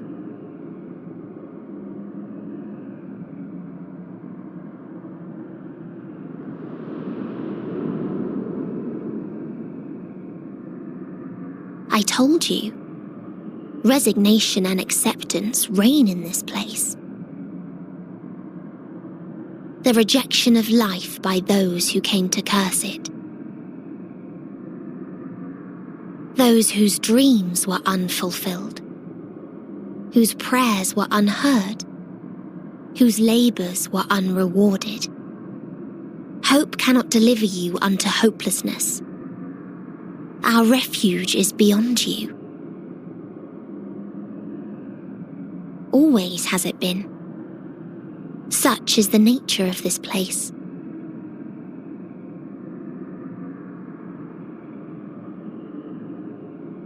You should have remained on Atheris.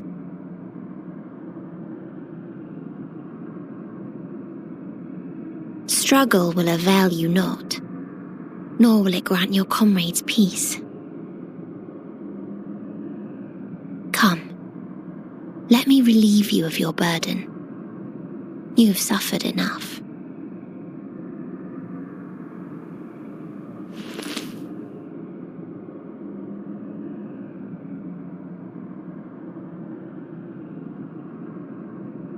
Asm's magic. So long as our souls remain, you can use it to summon us back. But you mustn't.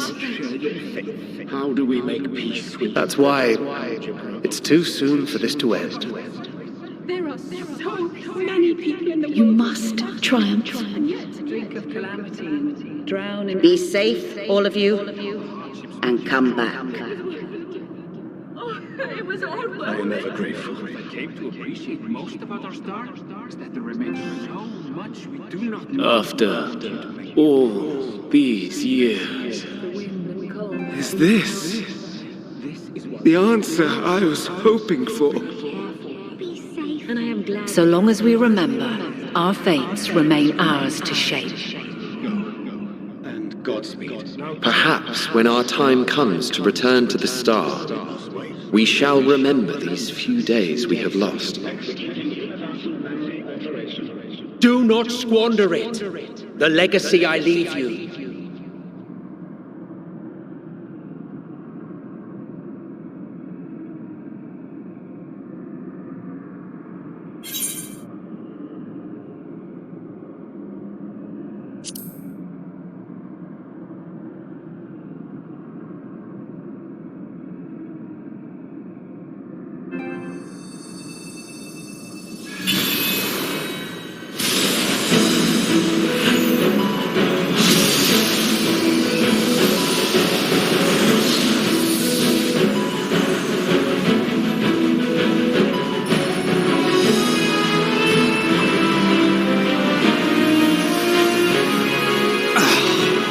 I bid them remember, but all this time I'm the one who had forgotten. A right fool you've made of me, Hermes. And to add insult to injury, I've been denied a sound rest, forced to watch this clamorous show. Oh, come now. It's been a gripping tale. Unbreakable bonds and noble sacrifice, sprinkled with moments of levity to counterbalance the pathos. It's got it all.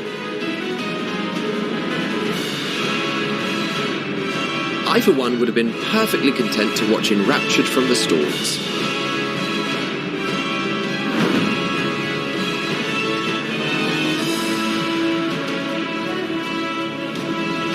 But I won't say no to a bit part.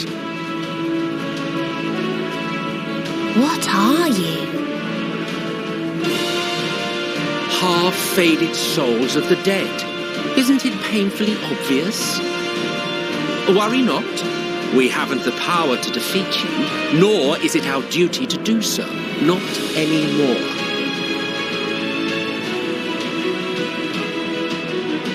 That being said, we do have a score to settle. So here I am, Vinar. I suppose you needed me to tie it all together, these frayed threads of our history. But knowing you, I suspect there's a joke in it too. Oh yes, I can imagine you gloating over my forgetfulness. Were I feeling charitable, I might assume you had left room for the possibility of this outcome. Even so, you'll get no applause from me. A single gesture will not lighten the burden I've had to bear.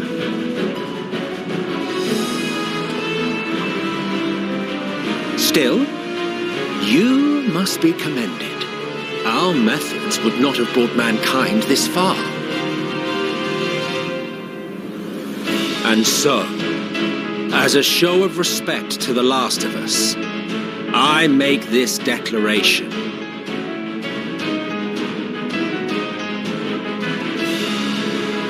You will not end our journey. That is our answer.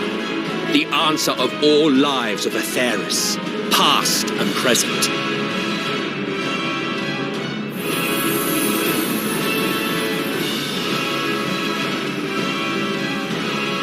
As you've called us to the stage, so shall we perform. And creation magics never fail to please. Drawing upon the hopes of your comrades, we will make for you a new path.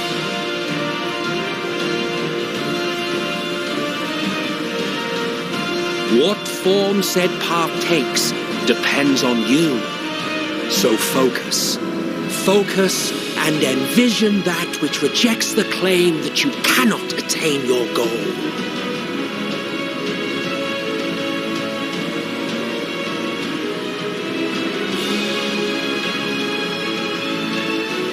Ours is the wisdom to weave the fabric of reality. Ours is the power to create.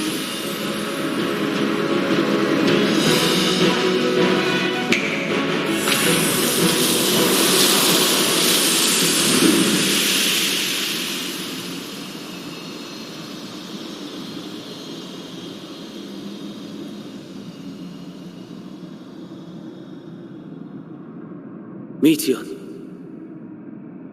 though I gave you these wings to soar the heavens, I did not teach you how to walk the earth. So loath was I to bind another living being. In the course of your long journey, you will learn from those you meet. Learn to walk and run, and so much more. A flower.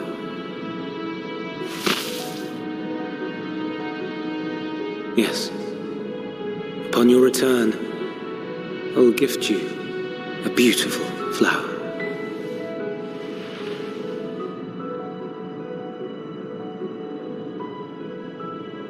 These Elpis blooms serve as proof that this realm is not utterly devoid of hope. No more can you deny its power. No more is yours the dominion of despair.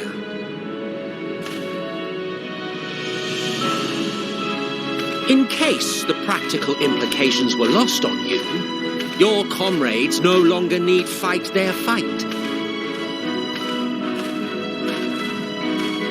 So go on. Call them back to your side.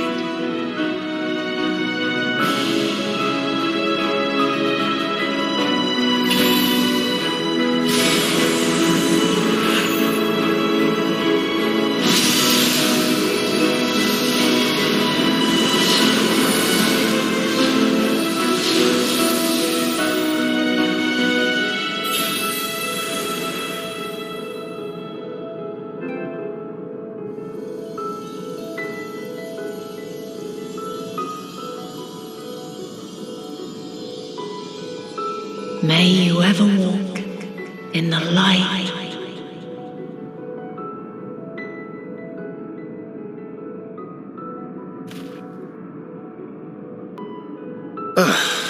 How disappointing. Not even a single scar in the making to brag about. You'll find a way regardless. Honestly, this is far more than any of us could have hoped for. Let us be thankful. Indeed. That we thus stand reunited is a gift. Let us not squander it, and see that we all return to Etheris. Aye, as soon as we've averted the final days. Good to see you again. Our heroic sacrifice paid off, I take it.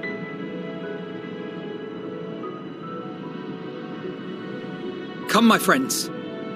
Let us carry on and finish it. Together.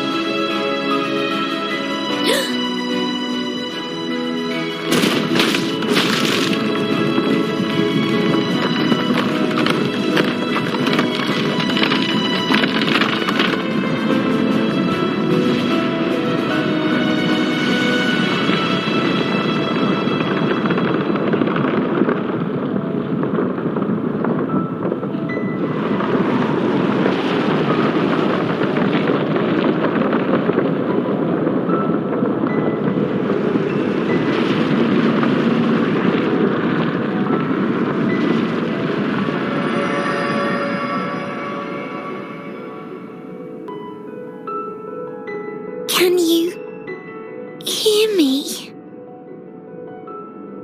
The voices within, crying in pain, wailing in sorrow, hurting. End it. Silence it. Silence our song of oblivion.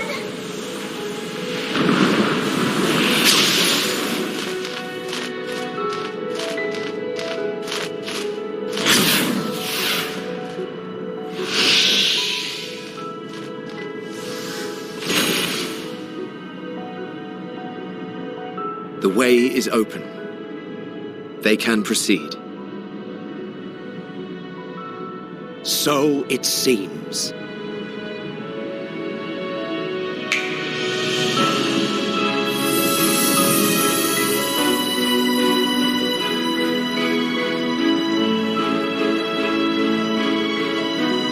You're leaving?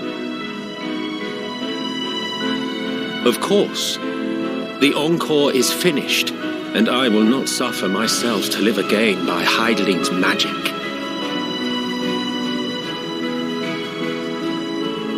But more than that, the future you seek is not the past we loved. That is why we fought, and why I lost. But though you defeated me, my ideals are inviolate, invincible.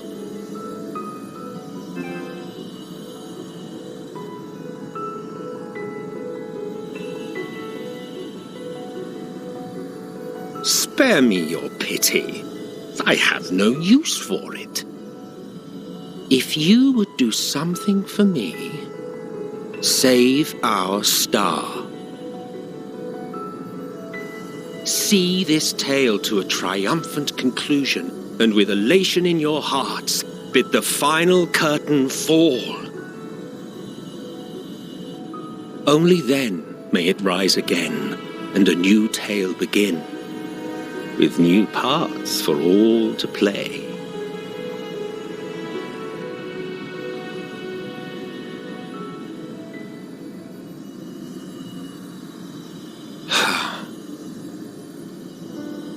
Tell me, have you been to the ruins beneath the waters of the Bounty? Or the treasure islands beyond the frozen waters of Blind Frost in Offerd's north?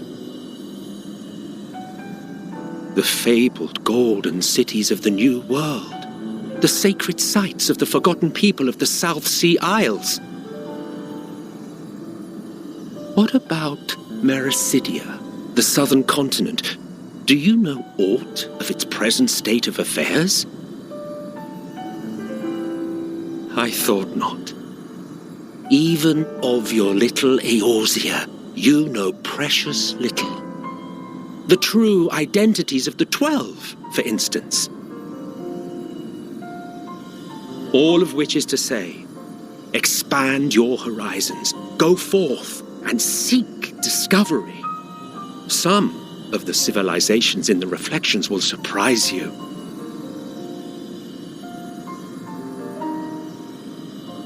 As the bearer of Azem's crystal, you may consider your duty to see at least that much.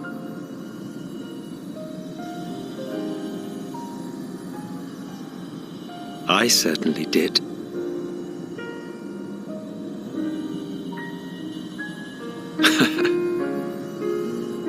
I pray we meet again. If not in this life, then perhaps another. Whensoever it should be, I trust it will be a most joyous reunion. For you, maybe. I want nothing to do with it. Oh, don't be that way.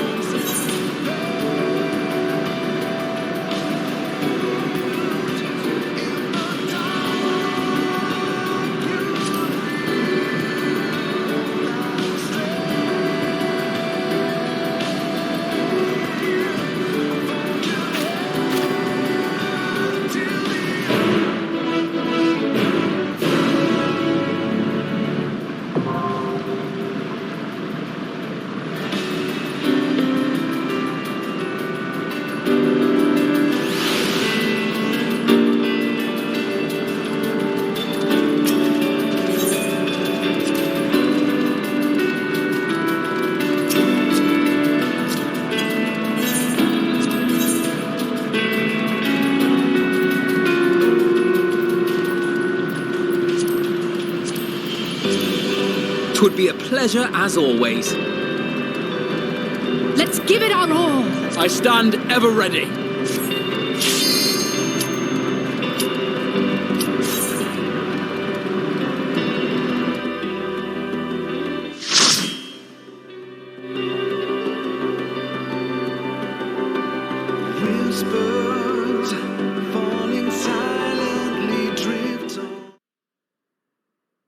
So you are finally here, in this place between death and rebirth, where life knows no dawn. Come then, follow me down into the darkest depths of despair.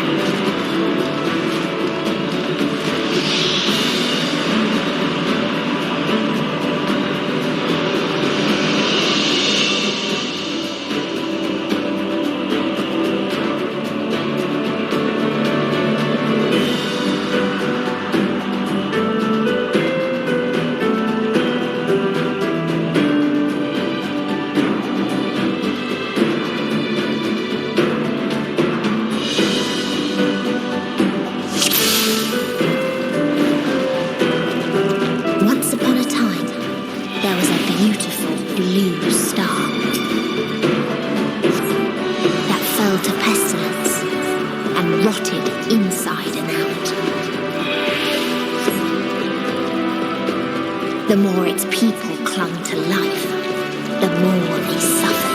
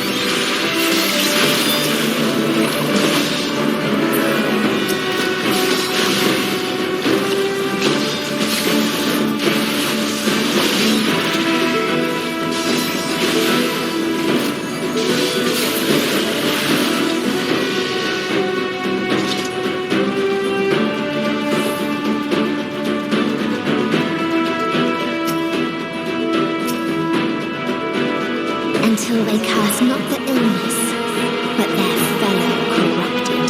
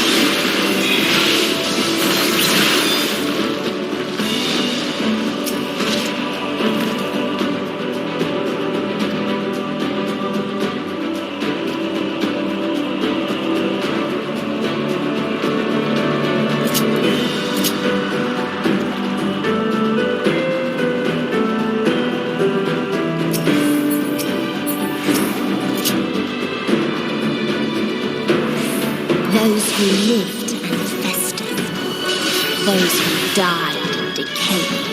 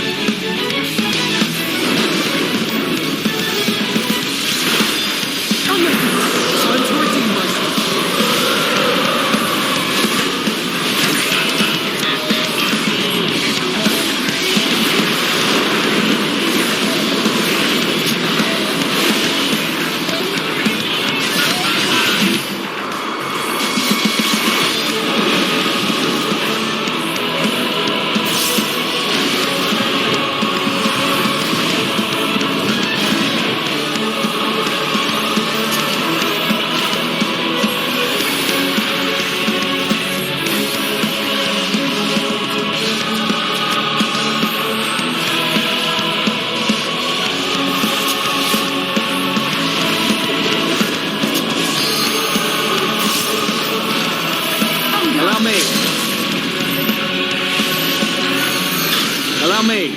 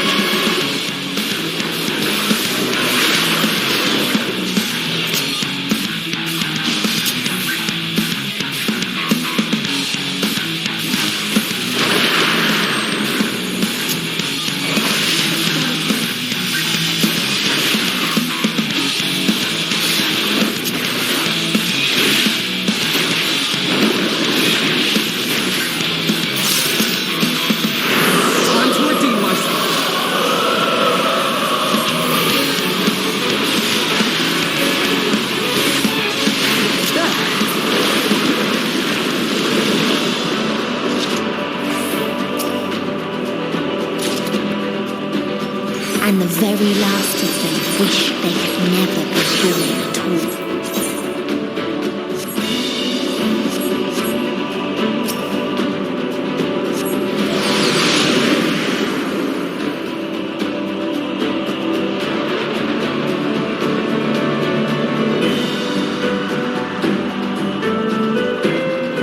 In a faraway place, a brilliant star eradicated disease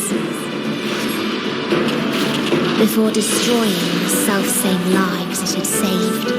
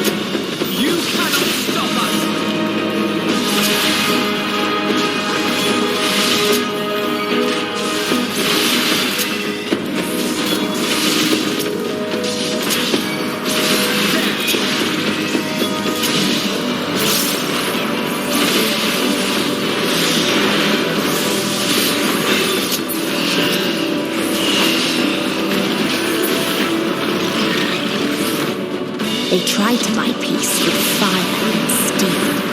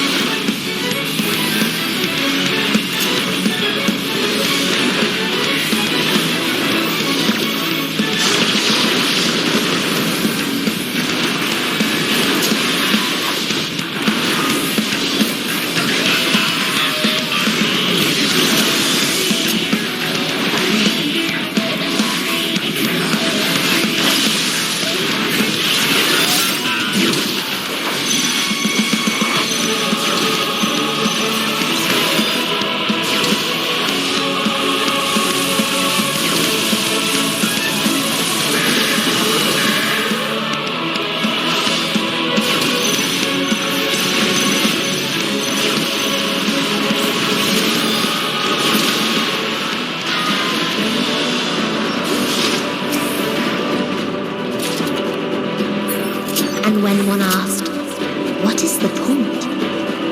There were none left to answer.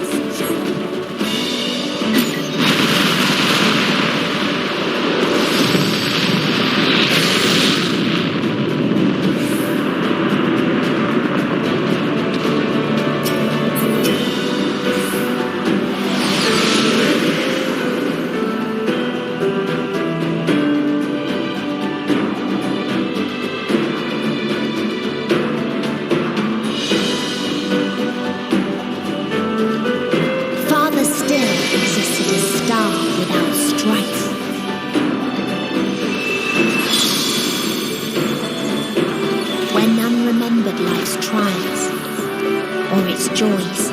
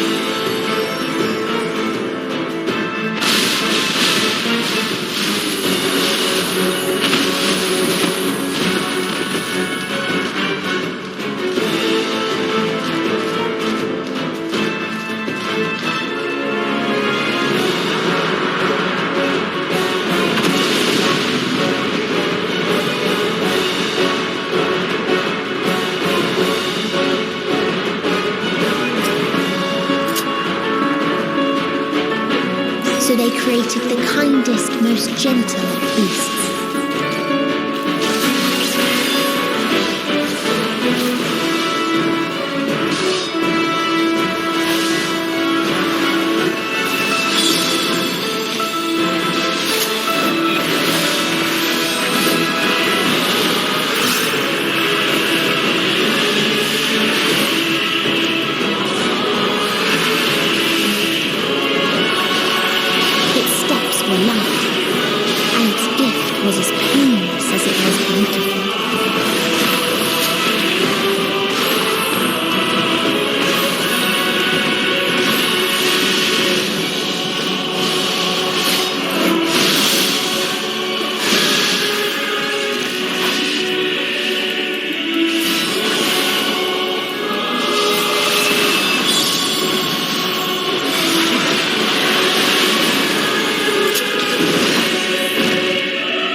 In its golden glow, they all slept happily ever after.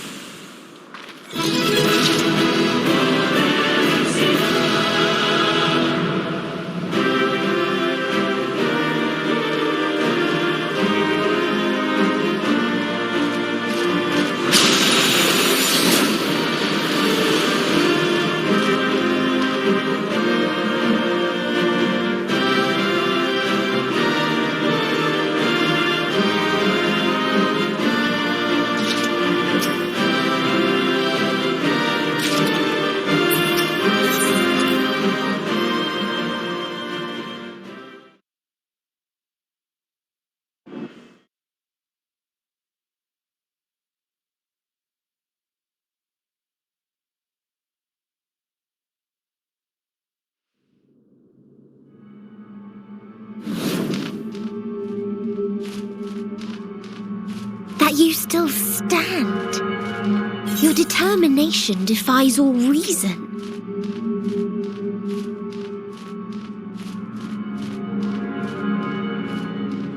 souls within me writhe and recoil in your presence. What must I do? What pain must I visit upon you to make you surrender to despair? No one is unbreakable. What pains one may weather may bring another to tears. But therein lies our strength. For when we fall, our brothers and sisters are there to raise us up again and again without end. I see.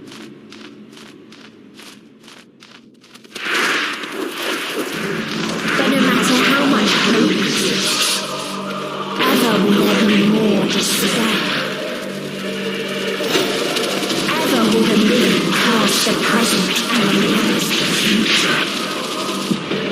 So shall sin into light ceases to be.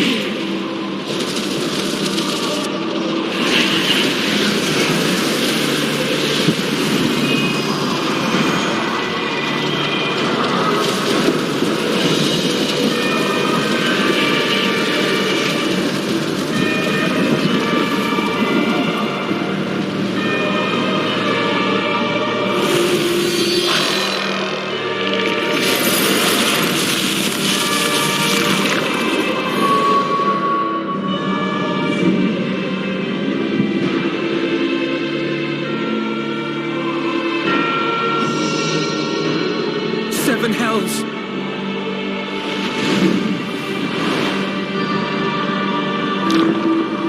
On your guard.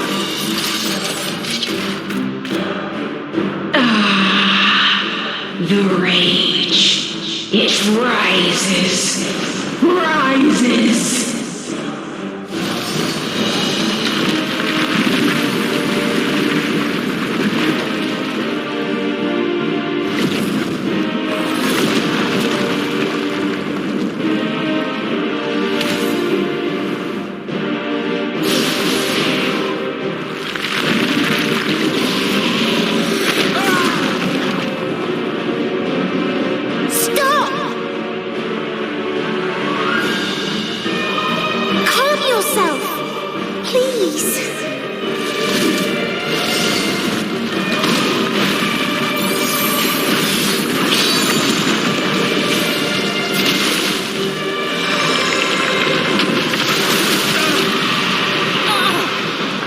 We die in pain. We die in suffering.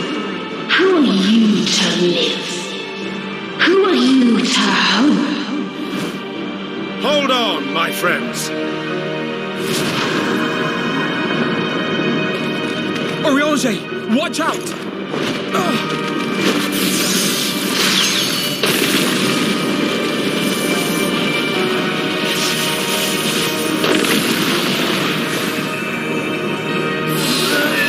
Alphino! We cannot comprehend. We cannot know. We cannot know.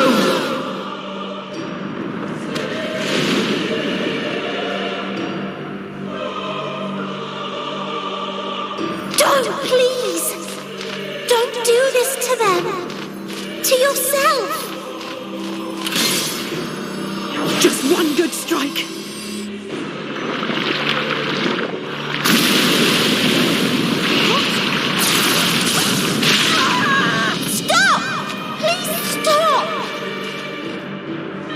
We will not suffer alone.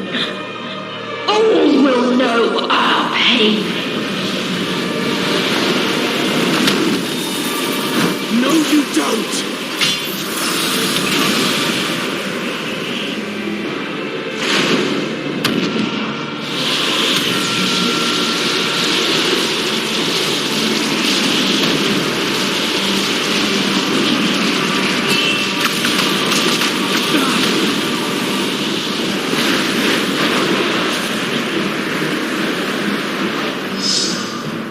All awash in ice, a frozen waste, forever silent.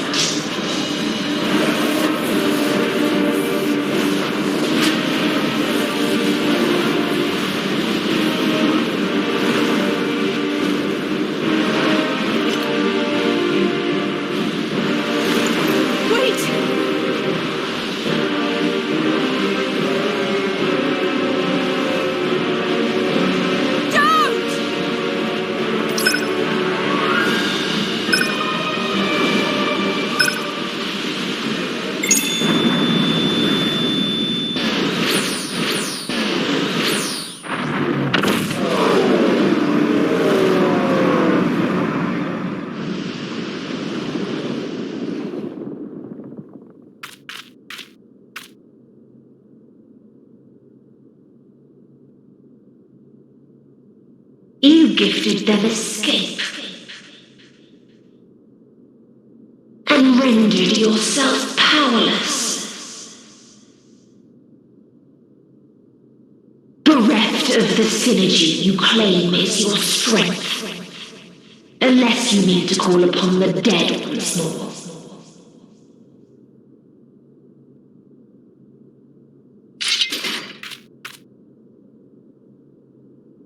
Defiant to the last, but you will be one with us ere long.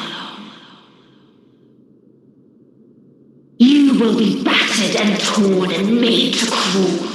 You will weep and wail and curse your impotence, curse your life as it fades.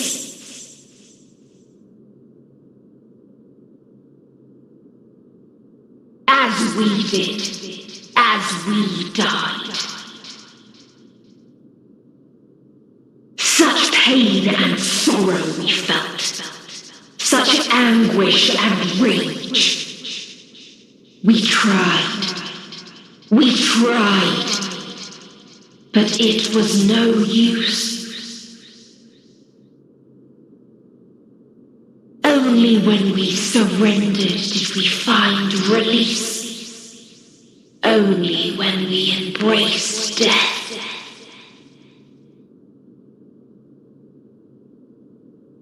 So join us in despair and embrace yours.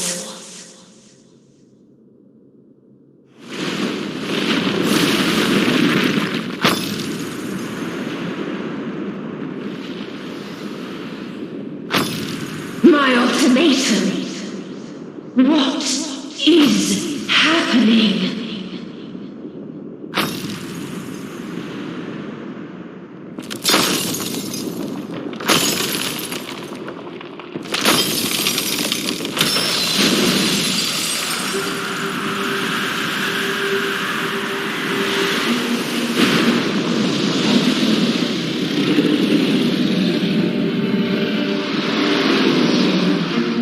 At the end of everything, I find you, my friend. I sought something in you once, as you did in me. When at last I understood what it was, I journeyed to Sharlayan to seek you out. Struck a bargain with the woman who shares your gift. In exchange for lending the Scions my aid, I was given the means to come hither. Gorging upon what remained of the Mother Crystal, I reclaimed the form of the dragon. And, hungry still for our reunion, I rode the light of the stars to you. I take it this is your prey.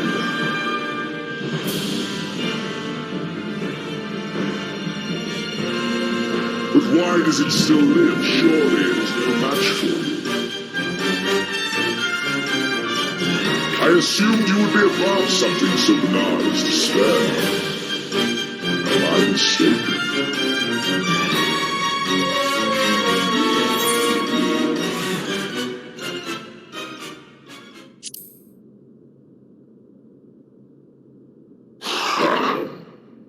And I'd rather not give it. Nay, I would have preferred that we enjoy a private reunion.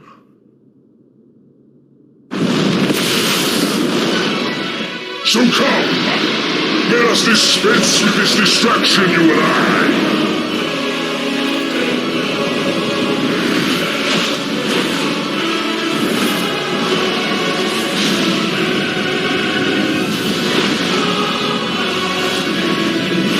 You struggle in vain. You will not silence our song of oblivion.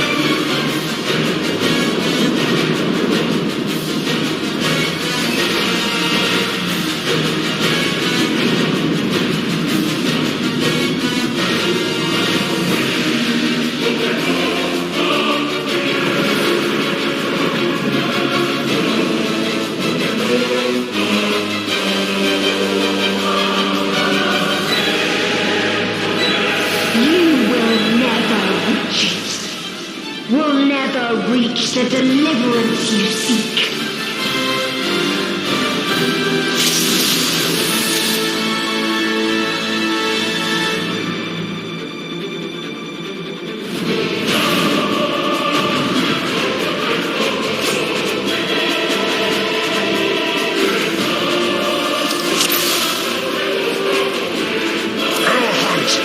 This day, there is nowhere you can flee that we cannot follow. Even stars must die.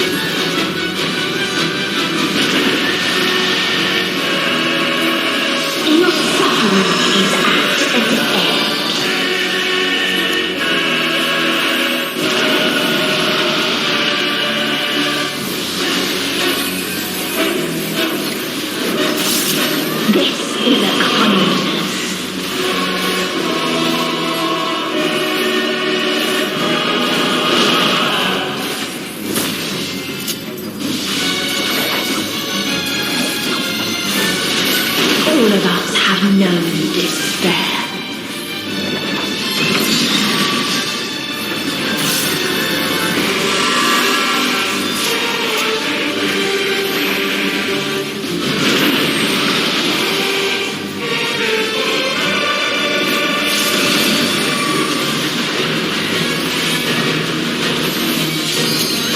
We have seen the end.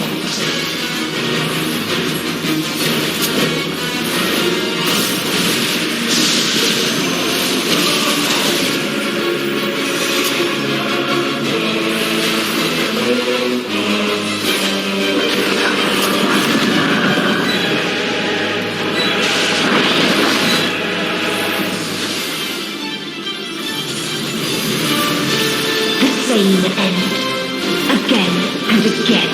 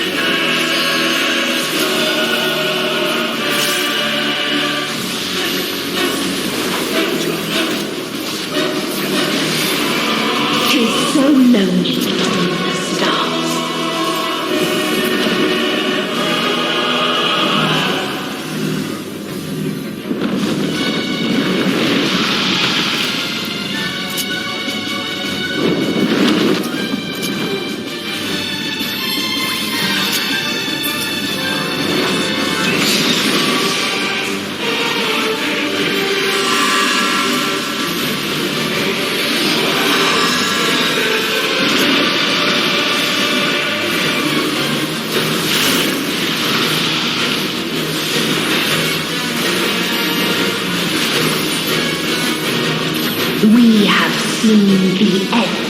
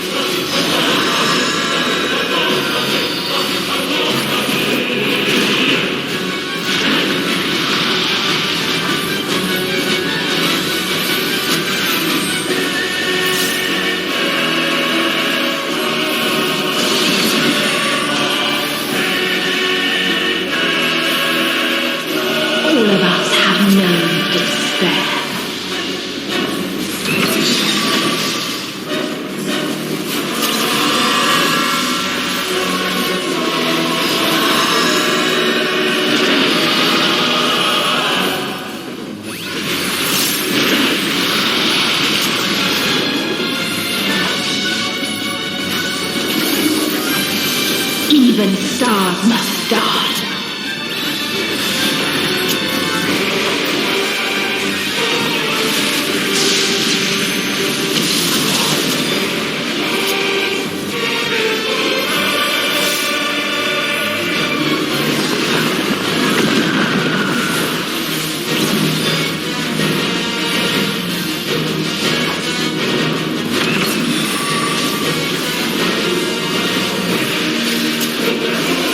His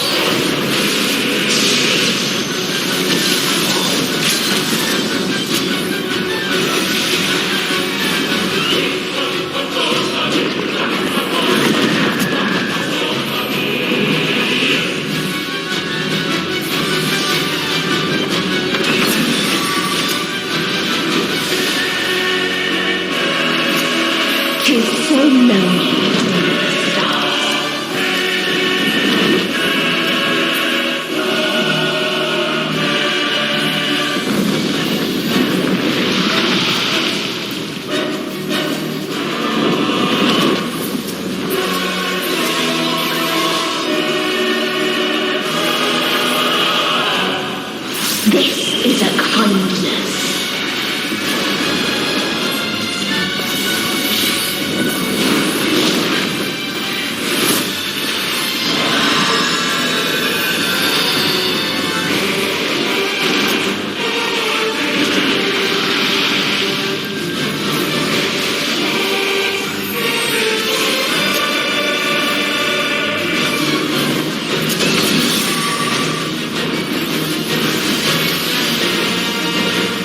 All of us have known despair.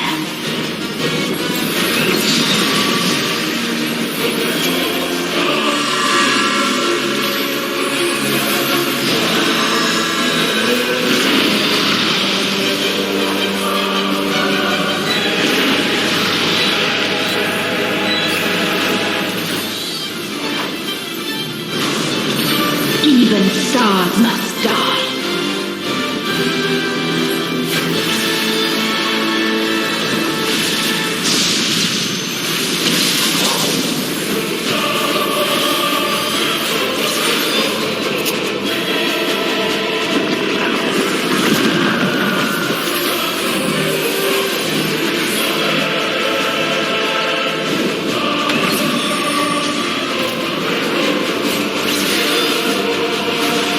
Tis so lonely between the stars.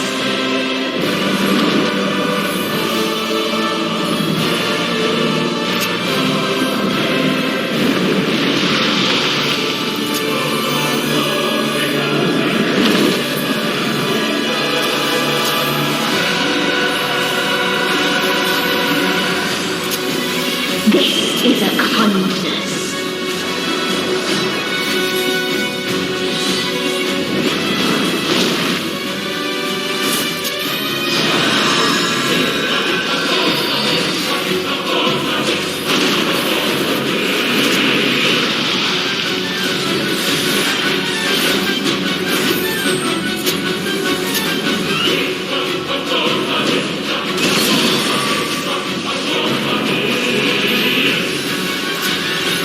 All of us have known despair.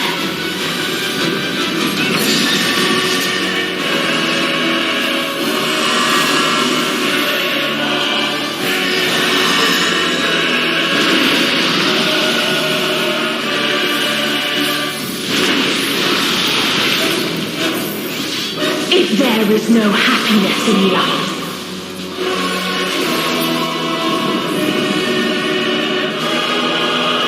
there is only one place it may be found.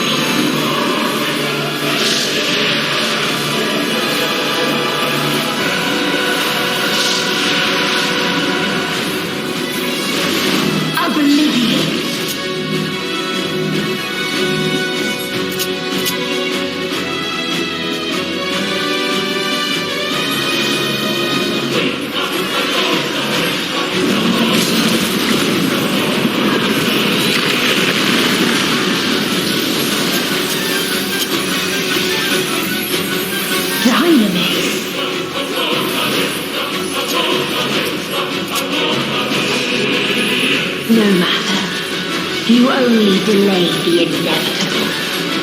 This is fate.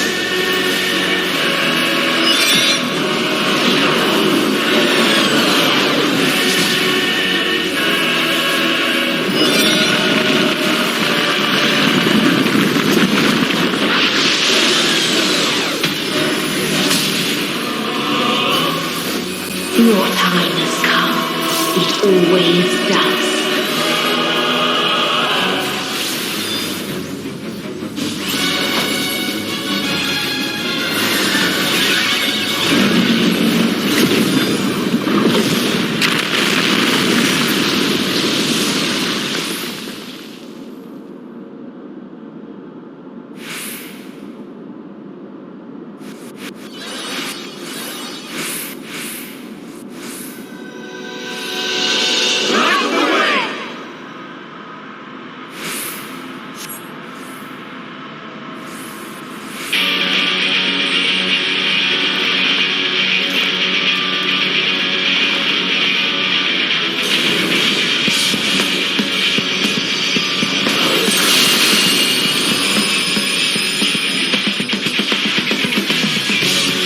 What is this defiance?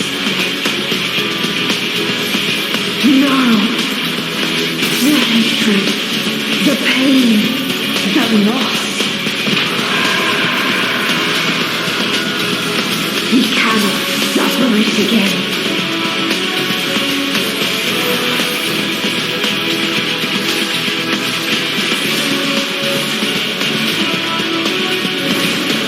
We will stand against fate.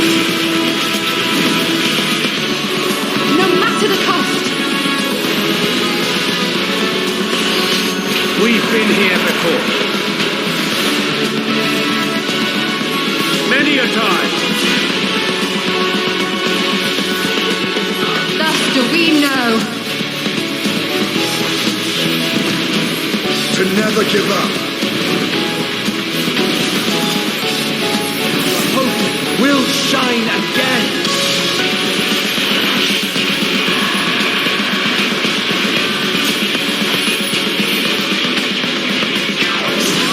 What we saw. What I saw.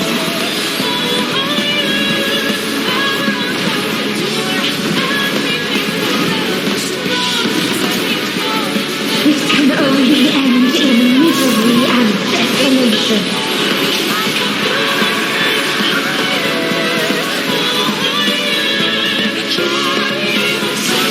No life, no star, nor the universe itself.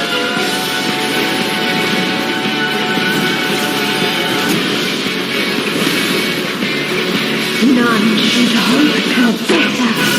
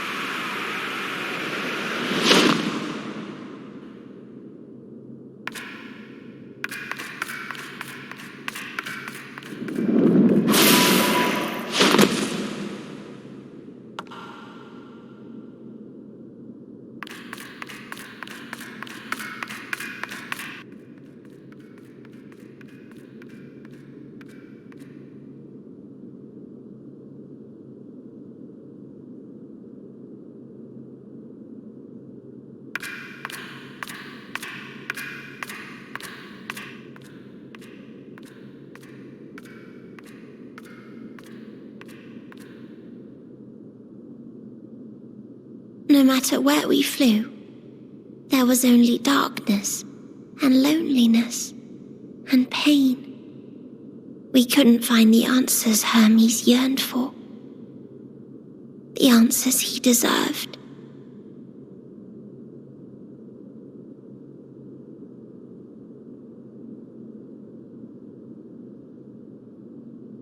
Greetings, you who are my final encounter.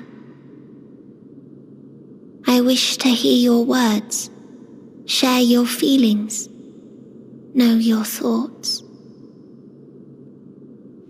May we please be friends?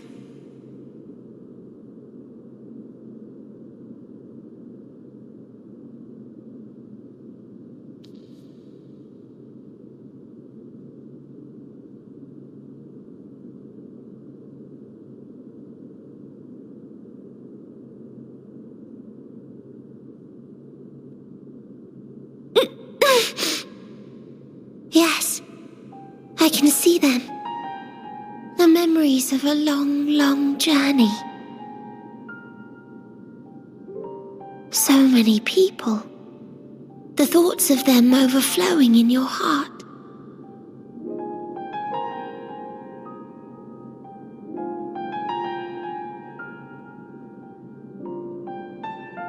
What they live for. What gives their lives meaning. There was never a single answer. Welcome and well met. You gather pieces of happiness, precious and fragile, only to lose them. Then start again. On and on it goes, until death takes you into its gentle embrace. Past every fate, now sing with me once more.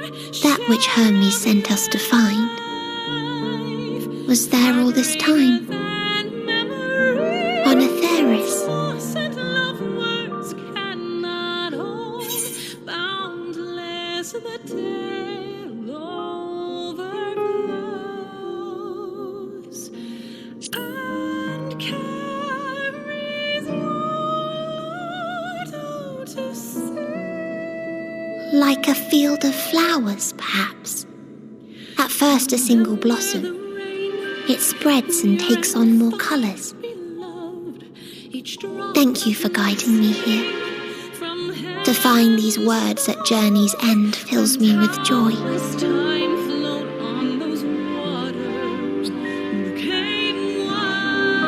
And so, before I fall forever silent, there is one thing I must do.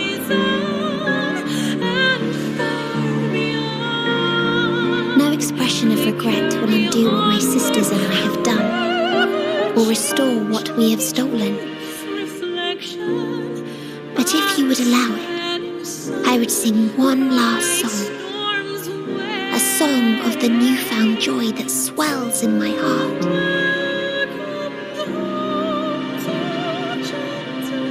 Of the beauty of light when it shines across a dark and starless sea.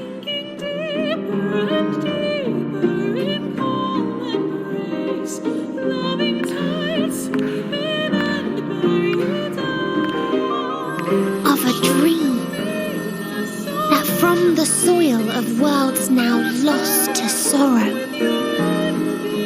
life will spring forth once more, nourished by gentle rains and caressed by uplifting winds, a song of hope.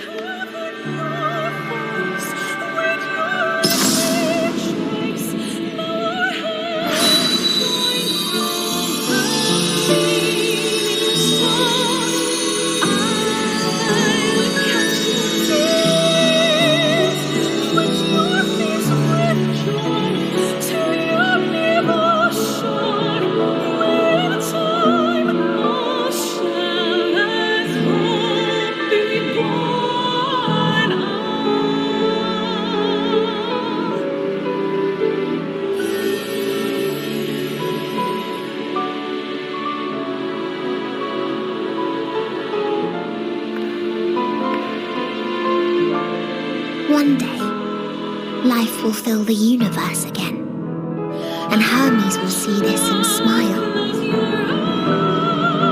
How, I do not know, but I do know that where there is a will, there is a way. After all, miracles happen every day, do they not?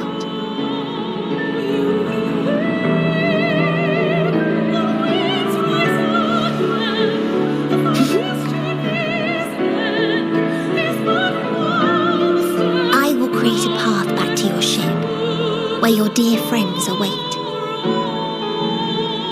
Hold in your heart your desire to return to them, then follow my lead and walk forth. That hope will surely guide you true.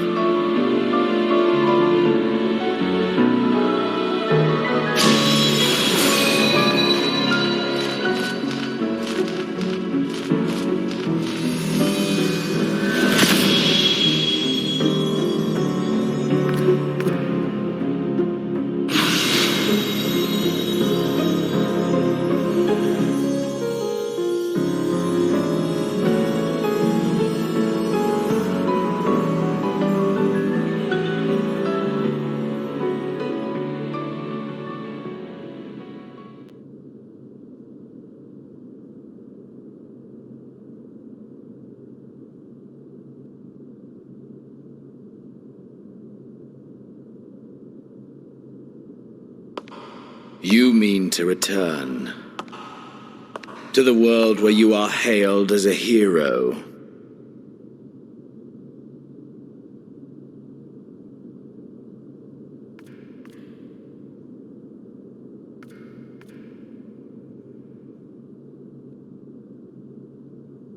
Hear me then.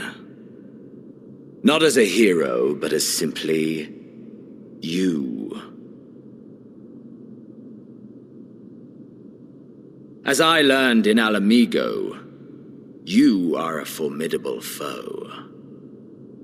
Stronger than any I have faced. Against you, I need bring my all to bear.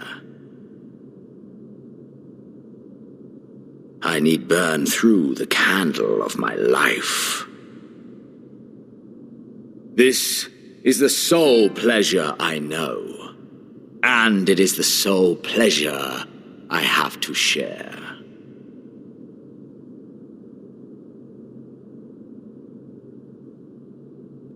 And so I come before you to issue challenge and offer singular bliss.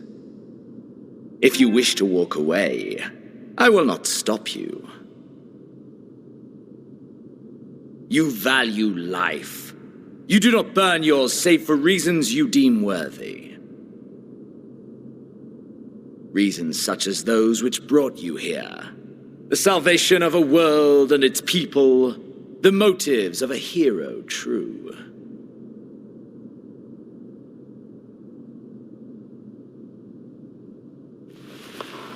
But there is more to you than that. You know this to be true.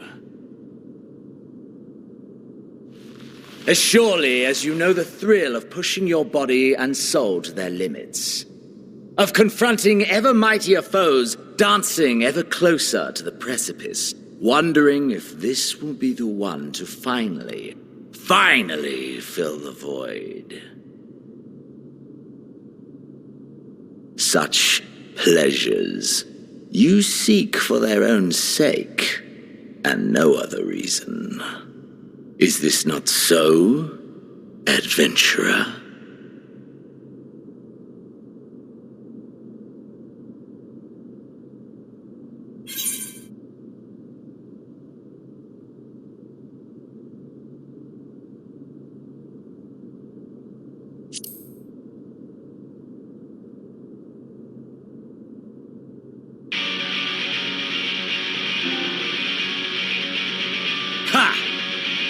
Acceptance! At long last! The conflagration of our clash will scorch even the stars!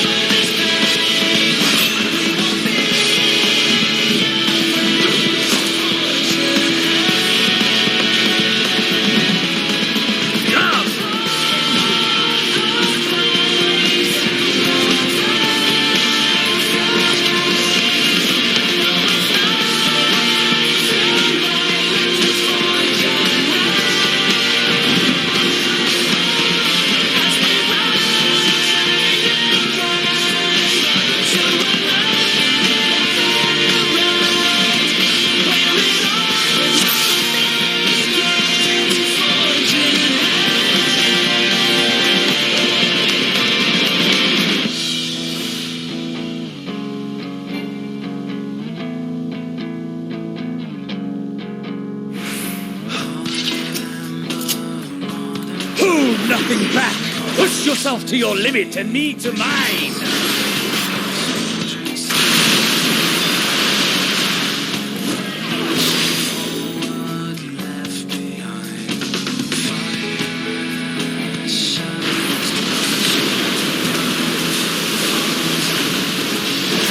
Ha!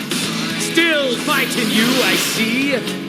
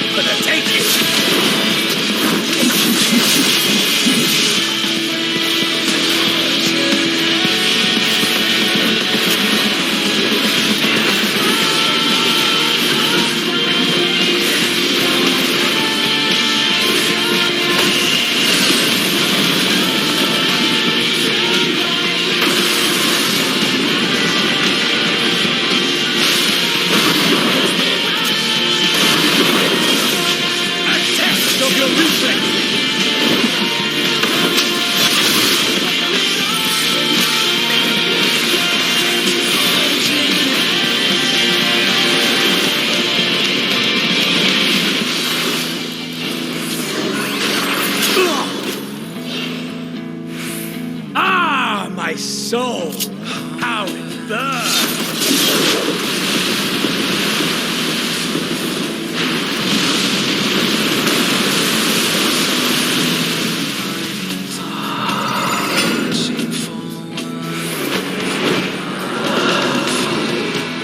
I know the feeling too. The inferno swelling within you.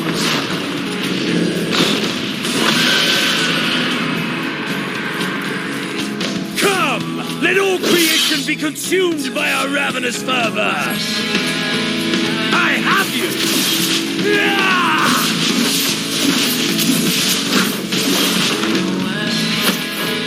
Do not tell me your life's fire is already spent.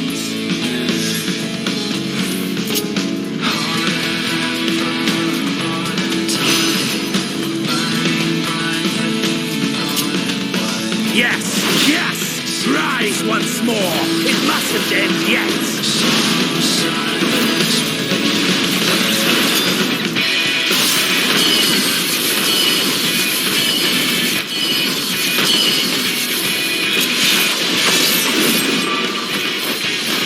Mine for the taking!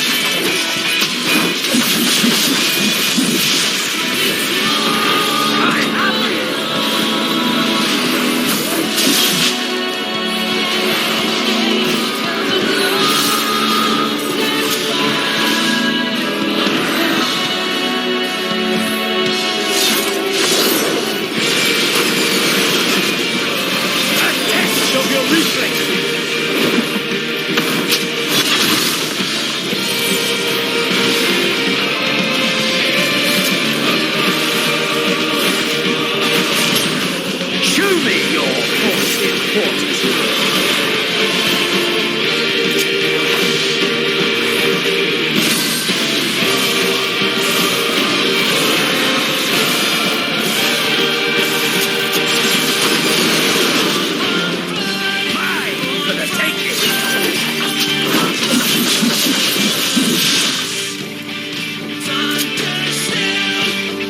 No rage left for me?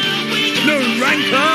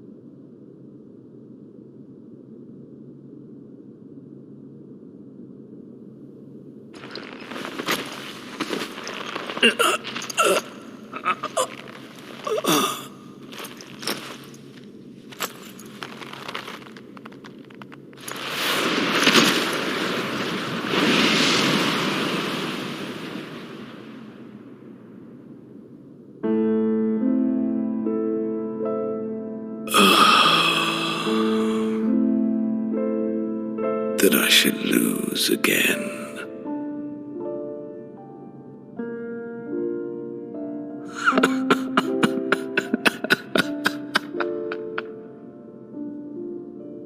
How disappointing.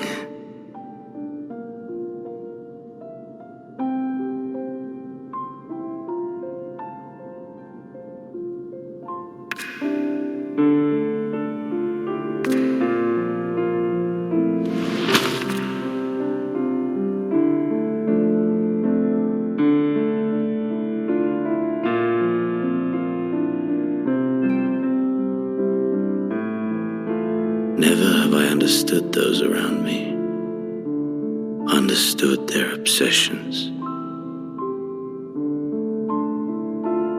Besieged by their banality, the world is a mire of tedium and trivialities.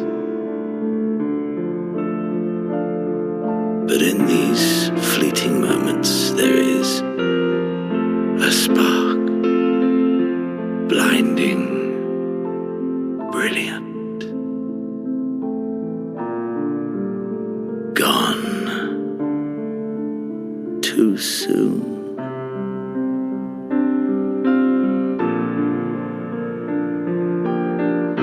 What of you, my mirror? Born into this world, bestowed name, bid to seek out strife and adventure.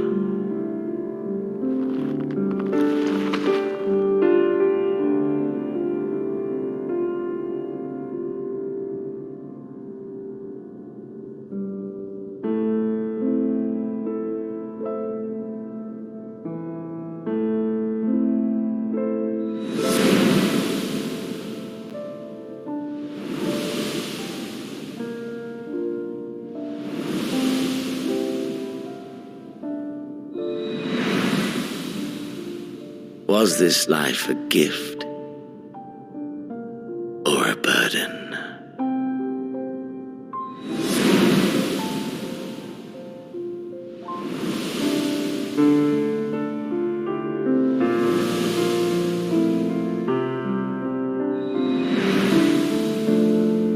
Did you find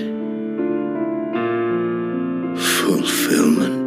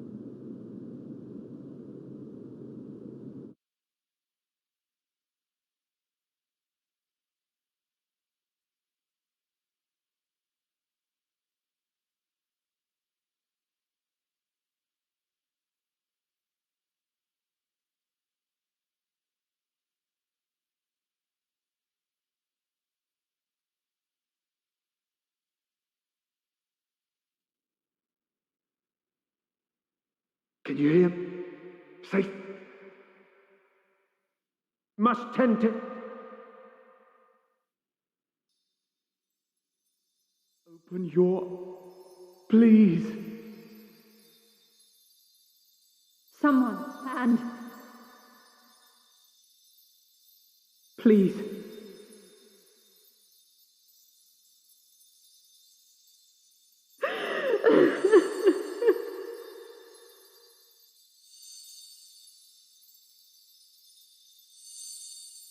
You can't leave us!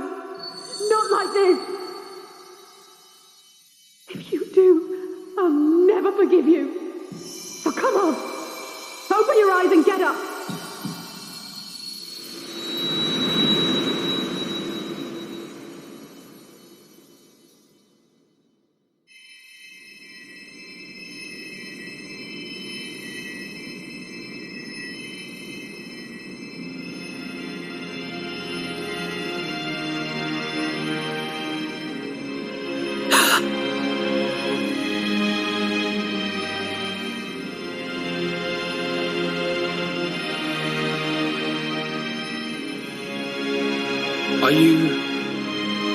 Are you with us?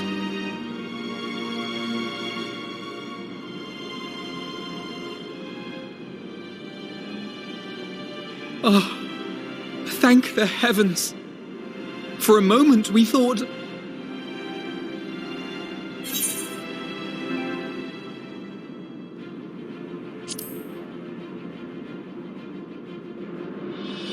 After what you've done, you're the last person to be asking that.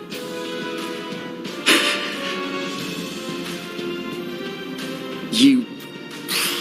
How can you keep your promise if you're not here?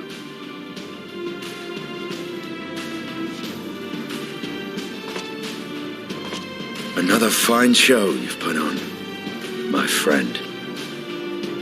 A fine show indeed. What were you thinking? Fighting alone? Never do that again. My poor heart couldn't bear it. Put yourself in our place. If you hadn't returned, how do you think we would feel? And if that sounds harsh, it's because we care. We tended to thy wounds as best we could, but how is the pain?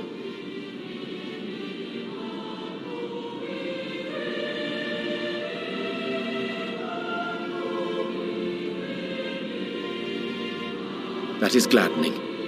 Grievous as thine injuries were, however, I would counsel repose for a time. Gladdening!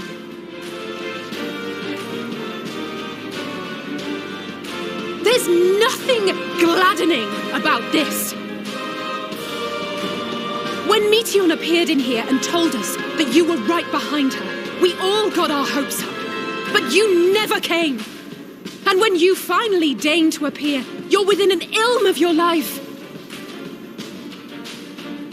Damn you! Damn you for making us worry!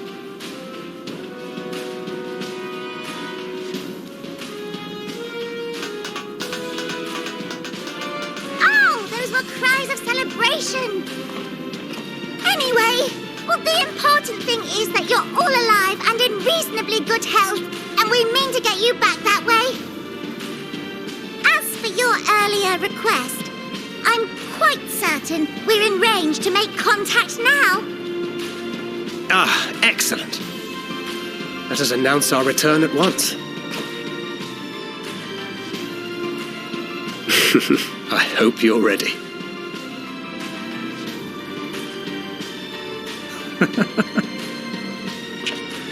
While you were unconscious, we set out from Ultima Thule, you see. Can you stand? If so, you may wish to see what's outside.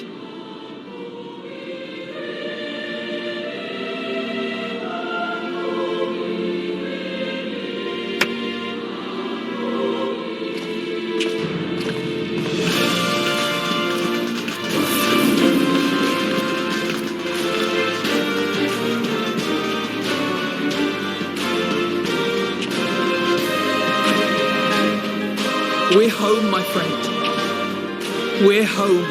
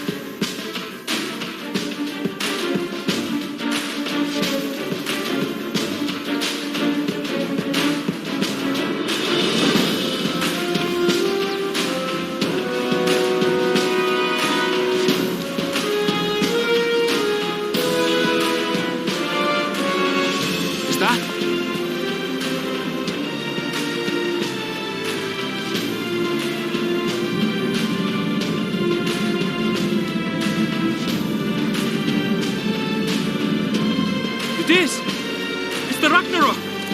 They're back!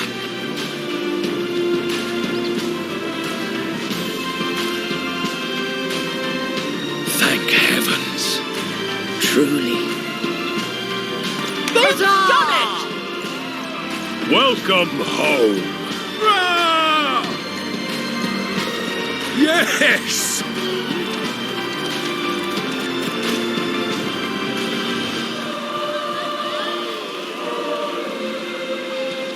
Ah.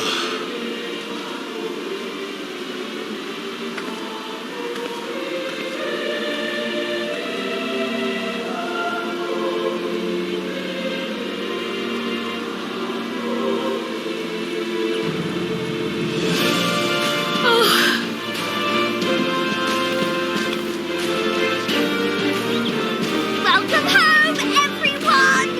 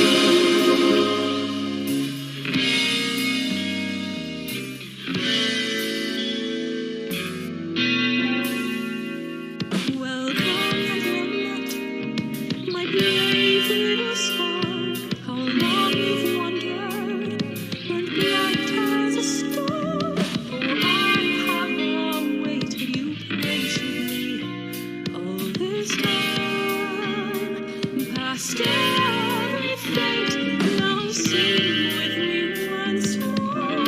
Share of your life, far greater than memory.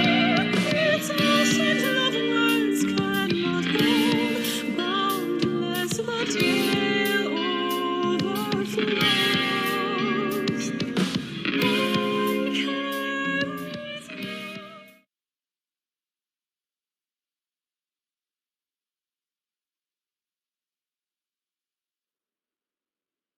Dearest mother, dearest father, this letter will be the very last that I write to you from the rising stones.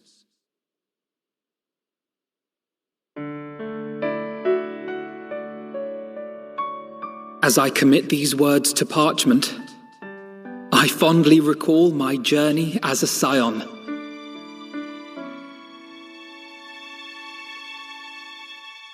From the time I first walked into the Order's former halls, to the time I set forth to forestall the final days.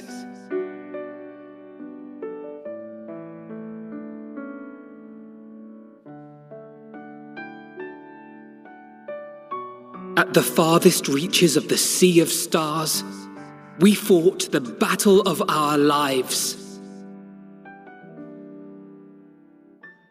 Fought against despair itself, a veritable maelstrom of it, fed by the resignation that dwelled in the hearts of beings not so unlike ourselves.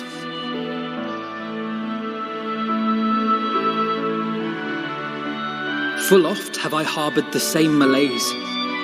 Have I been brought to my knees, crushed by the weight of sorrow and defeat, convinced that I will never rise again.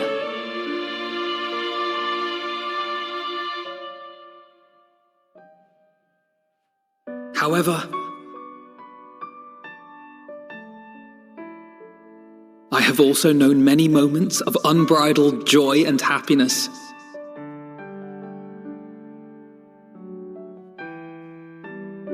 By this truth do I find hope within, blooming resplendent, like the Elpis flower.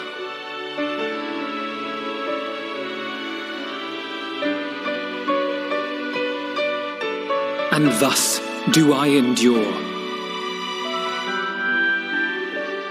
Do I look forward to creating more memories with my friends and loved ones.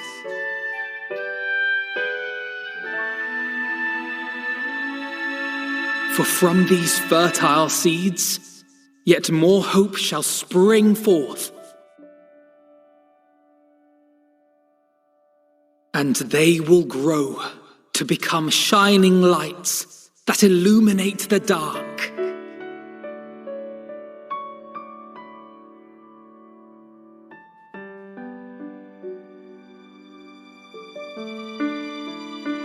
Thus believing, I leave the rising stones behind, as will my comrades. For, as we have decided, after careful deliberation,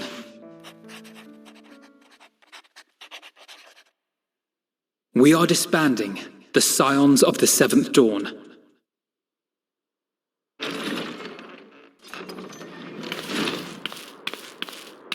There you are, Alphino.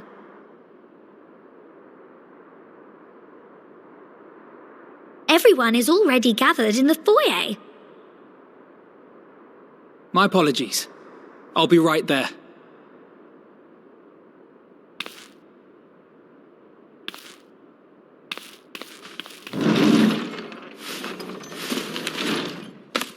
At least, that is what the story will be.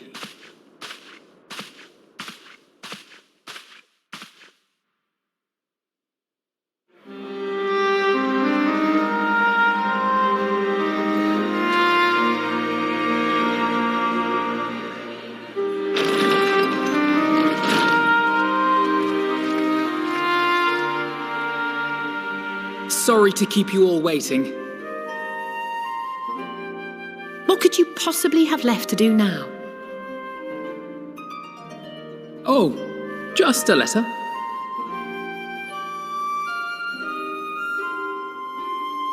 I imagine it will be a while before we can gather like this again.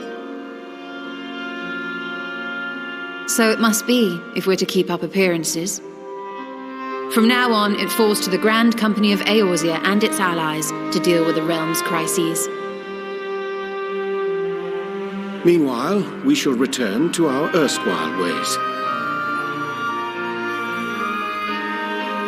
Retreating from plain sight to take our place in the shadows once more. Indeed. For the foreseeable future, I expect that we must work independently as we seek out problems that want for solving. But a day will come when we face another great challenge, and we will face it together, as we always have.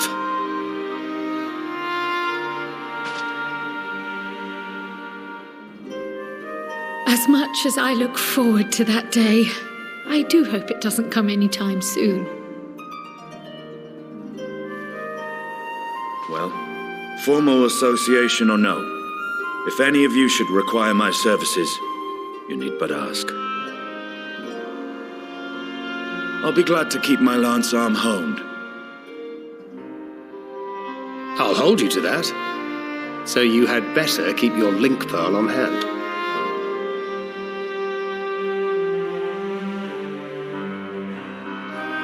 So you really mean to stay, Tataru? Oh, someone has to keep the Rising Stones in proper order. And even a super-secret organization requires a super-secret base of operations.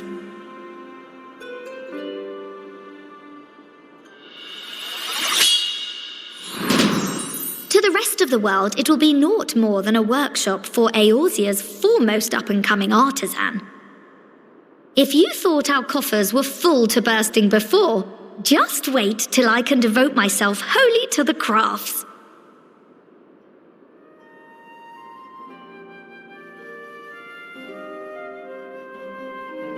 Plotting to build a mercantile empire to rival that of Lord Lodorito, are we?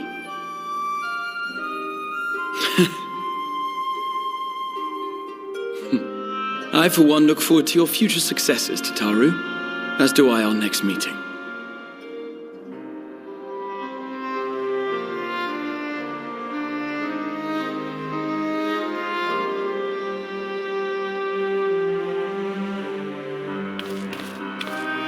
And with that, I believe it is past time you all made ready to depart. Leave no preparations undone or words unsaid, all right? Now, off with you.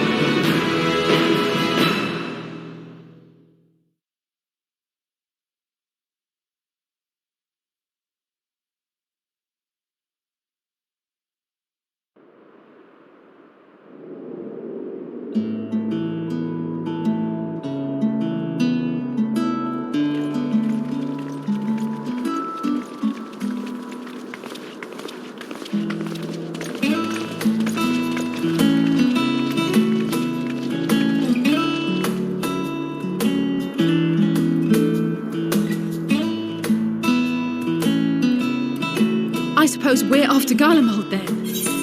Though we ought to speak with Lord Emmerich first. If he's received word of any recent developments, we need to know.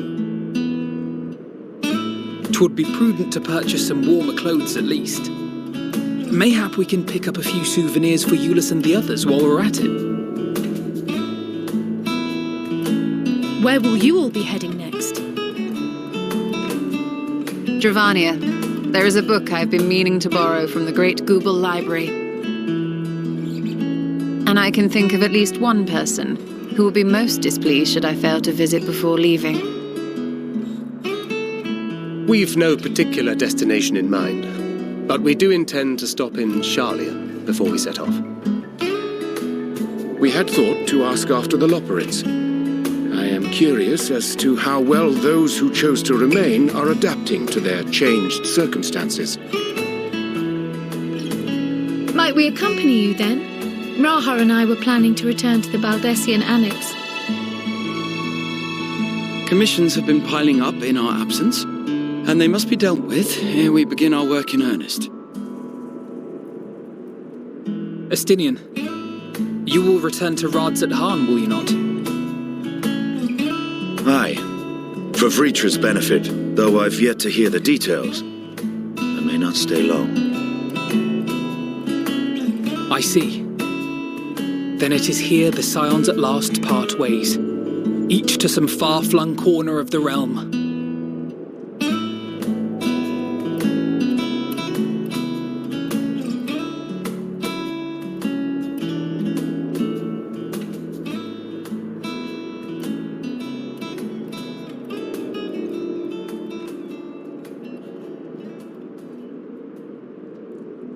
Perhaps. But I believe one of our number, a rather important one at that, has yet to divulge his plans.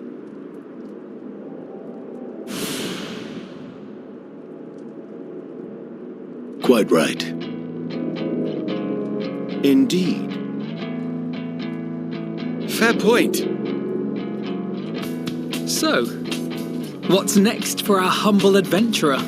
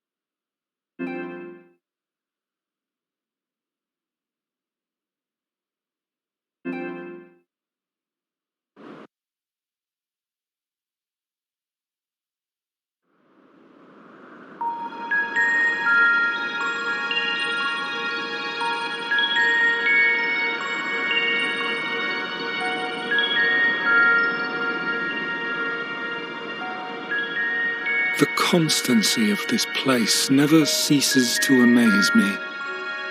An ocean of souls, shimmering and eternal.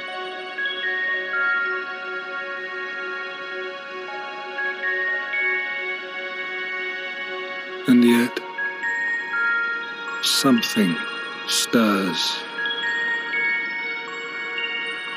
Yes. Steeped in darkness, deep as starless night, the beast hungers. Alas, I dare not investigate in earnest before the coming of my guiding star, as he foretold.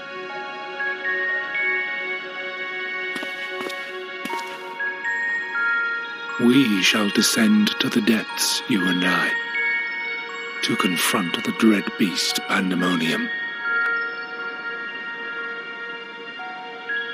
Oh, the sights we shall see. The sights we shall see.